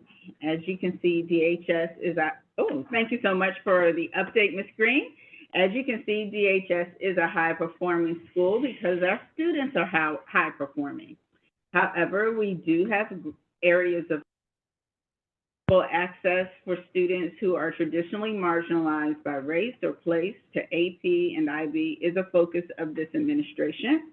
We know equitable access does not actually begin at the high school level, but access to grade level and advanced content in elementary and middle school prepares students for the rigor of AP and IB. Additionally, perceptions of gatekeeping and comparisons to other programming, i.e. dual enrollment, can create a barrier to equitable access. This administration has met with our national representatives from the College Board as well as the International Baccalaureate Organization. And through enhanced partnerships with these organizations, we will become more data-driven, i.e. interoperable, in order to support the learning of all of our students in CSD. Once again, thank you so much, Ms. Green. Thank you. Thank you. Also, as this previous month, April is chock full of awareness and appreciation. Arab Heritage and World Autism Month are both celebrated in April. We appreciate all of our media staff as this is also Library Appreciation Month. And shout out to our mathletes for Math Awareness Month. Lastly, April is National Bilingual Multilingual Learner Advocacy Month. Chair Herndon, today we referenced safety and security multiple times. It was discussed in executive session, twice in the work session, during the legislative recap, and even with our strategic presentation. Finally, there's a consent item regarding it on our agenda tonight. However, I want to take a moment to reflect on the absence of safety at the Beacon Hill Middle School during the recent solar eclipse event. Students and parents should not have experienced an unsafe and disorderly dismissal. I am keenly aware of the dangers presented and have taken measured steps with the school administration to ensure it will not happen again. As I close, I want to invite the school community to my final 2023-24 listening sessions. Students, staff, families, and community are all invited to attend on May 3rd at Claremont at 5:30, May 8th at Glenwood at 5:30, and or virtually May 13th at 11:30. Chair Herndon, that completes my report. Excellent, thank you.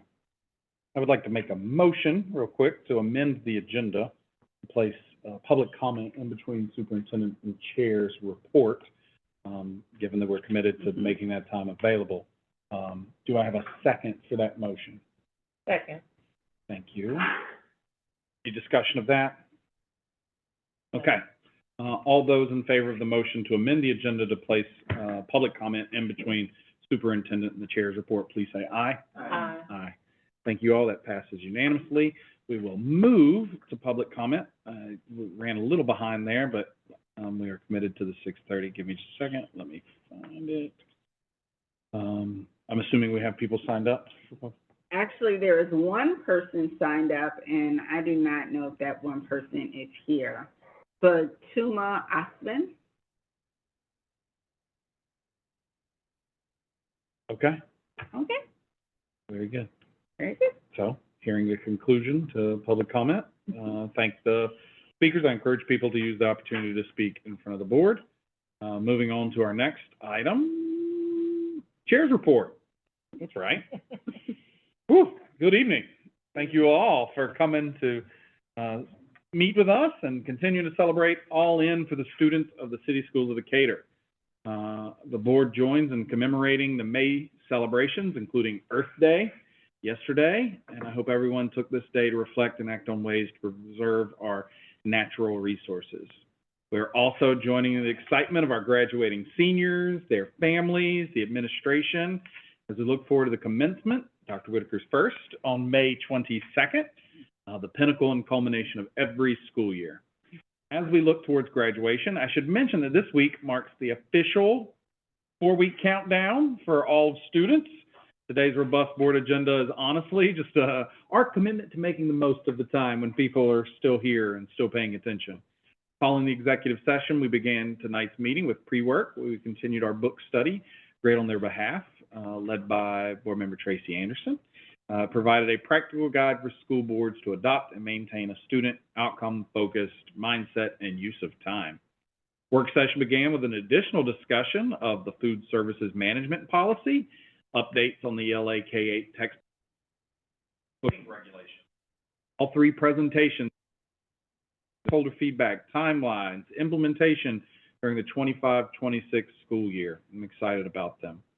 Additionally, we received a wrap-up report on the legislative session. I must thank our DeKalb here again. I'm out of their busy schedules to attend our luncheon earlier today. This was a busy legislative session, as you saw, with more than, is that number right, 1,800 bills considered by the House and Senate, and the governor has until May 7th to approve or veto passed bills. We were pleased to learn about the bills that aligned with our legislative priorities, particularly on safety, security, the budget, and early learning. Safety and security in the FY25 budget remained a large part of the work session discussion. The Centegix presentation, a security system that initiates quickly anywhere on school campuses. As we enter year 3 of the 5-year SPLOS, we also reviewed the eSPLOS allocations for teacher and learning, information services, operations, and our final presentation was a third draft of the FY budget. All of these are available on Assembly. They represent the board and admin's commitment to increasing the transparency of organizational operations. Also got to recognize some outstanding students and staff for their achievement. CSD students continue to impress me. They are excelling in all areas, from academics to athletics to arts and beyond. On behalf of the members of the board, I am pleased to congratulate all of you for representing the best of CSD. Speaking of student representation, there's some exciting news. A primary focus of All In Decatur strategic plan is to amplify student voices. We are pleased to announce that, similar to the school board election process and what our legislators are going through, 13 students qualified to run for the district's first ever school board student representative seat. Campaigning is well underway at DHS, and the election will be held next week. Students will elect 2 representatives who will serve during the 24-25 school year, and then a second representative who apprentices in preparation for hitting the ground running the next year. Best wishes and good luck to all 13 candidates. We are eagerly awaiting the election results. Finally, as we continue discussing the budget, I want to reiterate the board recognizes the importance of the district's fiscal sustainability. We understand our role in maintaining efficiency, but also retaining and attracting high-quality staff. Community engagement in the budget process is encouraged as we work to the FY25 budget in May. There's a feedback form. It is available on the district website, and there will be 2 public hearings on May 7th. the first at 9:30, the second at 5:30. Both will be virtual. Anyone can attend. We also ask you to join us. We're going to discuss the FY25 budget and other topics at our Board of Education Spring Community Meeting. Mark your calendars. That's Tuesday, April 30th at Beacon Hill Middle School. Again, that's our Spring Community Meeting, April 30th, 6:30 p.m. at Beacon Hill Middle School. The last one was a good time. So looking forward to our third iteration of getting this right. That concludes my remarks this evening. Fellow board members, do you have any other thoughts you all would like to share?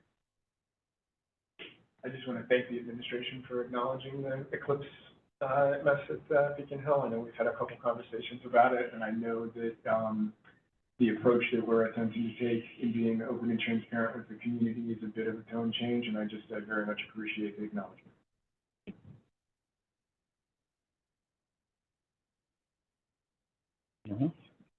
Excellent. All right, board, we're going to move to the consent agenda items.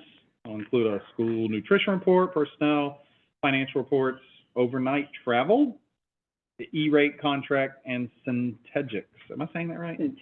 Centegix authorization. Dr. Whitaker, do we have our monthly financial report? Yes, Chair Herndon, Dr. Lanita Broom, Chief Financial Officer, will present the monthly financials.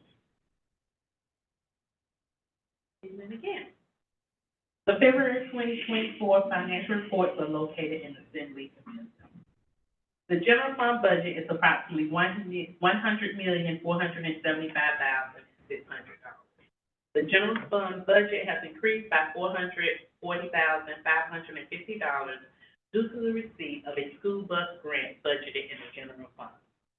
As of February 2024, the district has collected 76% of the budgeted revenue and expended 53% of budgeted expenditures year to date, which is in line with the percentage that was collected this time last year. February revenue collections and expenditures bring the district's total general fund revenue collections to approximately $76.3 million, and total general fund expenditures to approximately $53.2 million. For the month of February, there is a deficit of approximately $1.7 million, which means the district's expenditures for the month were $1.7 million more than the district's revenue. The $1.7 million will be subtracted from the fund balance, which is normal for this time of the year. Overall, year to date, there's a surplus of approximately $23 million, due primarily to the large receipt of property tax collection. Last year, this time, the surplus was also $23 million. The surplus of revenue is normal at this time of the year and accounts for the healthy fund balance of approximately $38 million, which includes balance of approximately $14.9 million. Tax receipt collections will begin to drastically decrease for the remainder of the fiscal year, which will reduce the fund balance. February revenue for capital funds consists of $566,418 from earnings on investment and SLOSS 6 collections. Expenditures total $630,864. Revenue from SLOSS 6 is based on a 1 cent collection from DeKalb County sales and a trend in about 13% or $1 million less than allocated. The $64,446 deficit will decrease the fund balance year to date. Revenue has exceeded expenditures by $471,887, and the current fund balance for capital is approximately $8.4 million. Grant funds consist of federal, state, and local grants.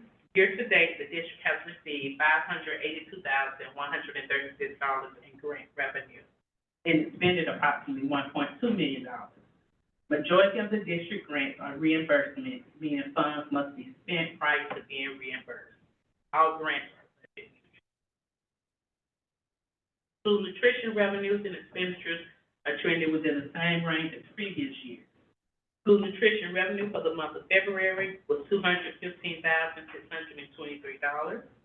Expenditures were $214,339. The $1,284 surplus of revenue will increase the fund balance. Overall, school nutrition has received $2.2 million in revenue and expended approximately $1.8 million, which leaves a surplus of $473,533. As of February, an approximately $2 million fund balance year to date. School nutrition is projected to spend $3.3 million this fiscal year.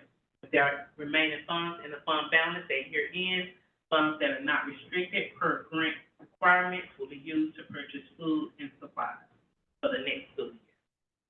I'll be happy to respond to any questions, provide clarifications that we need. Yeah, thank you, Dr. Broom. Any questions from the board?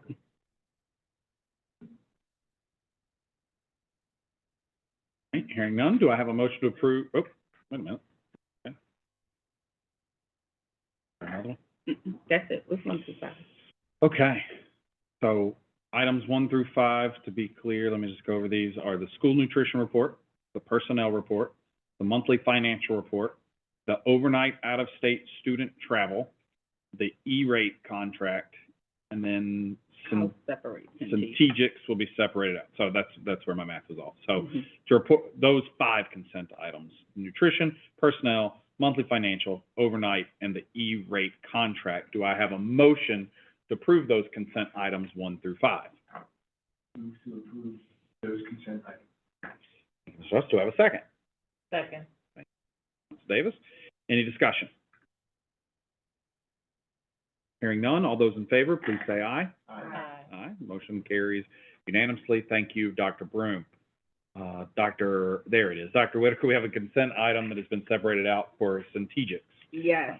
Thank you, Chair Herndon. During the work session today, the Board of Education received a presentation from Brent Coleman of Centegix, the best-in-class security industry leader of wearable panic alert systems for K-12 education. Currently, City Schools of Decatur lacks an emergency system with the immediate alerting and mapping location capabilities to facilitate a prompt response in an emergency. This lack is representative of our need to be more organizationally effective and excellent in the area of safety, the #1 priority of all entities. Therefore, I recommend a board consent action item of a total cost of $673,800 with a split funding of $223,800 from SPLOST 6 and $450,000 from the FY24 Security Grant Fund. It is important to note that Centegix is a member of the Interlocal Purchasing System. This system is government cooperative purchasing, actually authorized by Region 8 of the Education Service Center, a Department of Texas Education Service Center for TIPS RFP 220105, Technology Solutions, Products and Services. Cooperative purchases, which are included in current and active federal government Services Administration contracts, the state of Georgia, or other states' governmental contracts, as well as other local government agency bid contracts, have already been competitively bid. Therefore, they can be purchased without the need for public advertisement or bidding. So, may I read the rules and statement? Yes, please. I move that the City Schools of Decatur approve the superintendent's recommendation to award and execute the contract for Centegix. Do I have a motion to accept the proposal for 2201054 Centegix? Do I have a motion? You don't have to repeat that. No, Just say for Centegix. Thank you. Anderson makes the motion. Do I have a second? Second. Up for discussion. Any comments?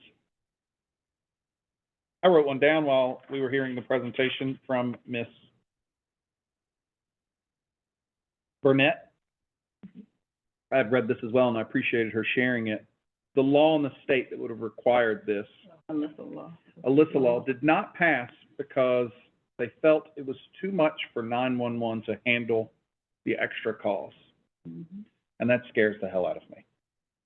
So they're not going to make it a requirement because 911 would get too many lockdown calls from can't respond. And this is just a horror scenario. I appreciate you doing your due diligence and bringing it. I think as a board member, as a parent, as a human being, seeing those children, and I appreciate, and I think they're gonna do a good job, and I just wanted to. That's the. What I heard them saying was more that a lot of EMS providers felt like it was gonna overwhelm the system, and there's a paucity of EMS, phone dispatchers, there's a limited number of ground units, and so I think they thought, what I heard them saying was that it was a good idea, but figuring out how they would respond and be able to respond in a timely fashion was where they wanted to work out the kinks. I mean, the reality of it is, already there's something significant delayed that I think the EMS system has some areas to improve. And then if you weave this in, should it be there? Of course, but you want them to be able to respond quickly. Right. And get a ground unit to you, whether it's fire, EMS, law enforcement, and you have to have a dispatcher that can get a unit to you, not put you on hold, drop the call. Yeah. I think they thought it was a good idea, but I think they need to figure out how they would weave that in. The logistics. Because they asked for another year, right? Mm-hmm. Okay. Yeah. Because that was in my notes in the first half of the presentation, then we got a little bit more, detail later, because I was like, well, I wondered why my question was gonna be, why would they oppose it? Yeah. And later we found out that it would overwhelm the system. systems. So, And okay. then also know that when you're passing a law, it's for the entire infrastructure State, yeah. of the state. Yeah. And so, obviously, we are in Metro, which has a different infrastructure than the entire state. This is less of a question, more of a comment related to it, but we spent a lot of time talking about police officers having the maps of the school and being able to access where there is an issue, but the reality is that 98 or 99% of the calls are injury or some other relation like that. It's almost certainly fire that is gonna be the first responder, and to a lesser extent ambulance. So I would be interested at some point hearing about how they also might get access to maps and that information. Awesome. Okay, thank you. All those in favor, please say aye. Aye. Motion carries unanimously. Dr. Whitaker, we have an executive session item. Yes.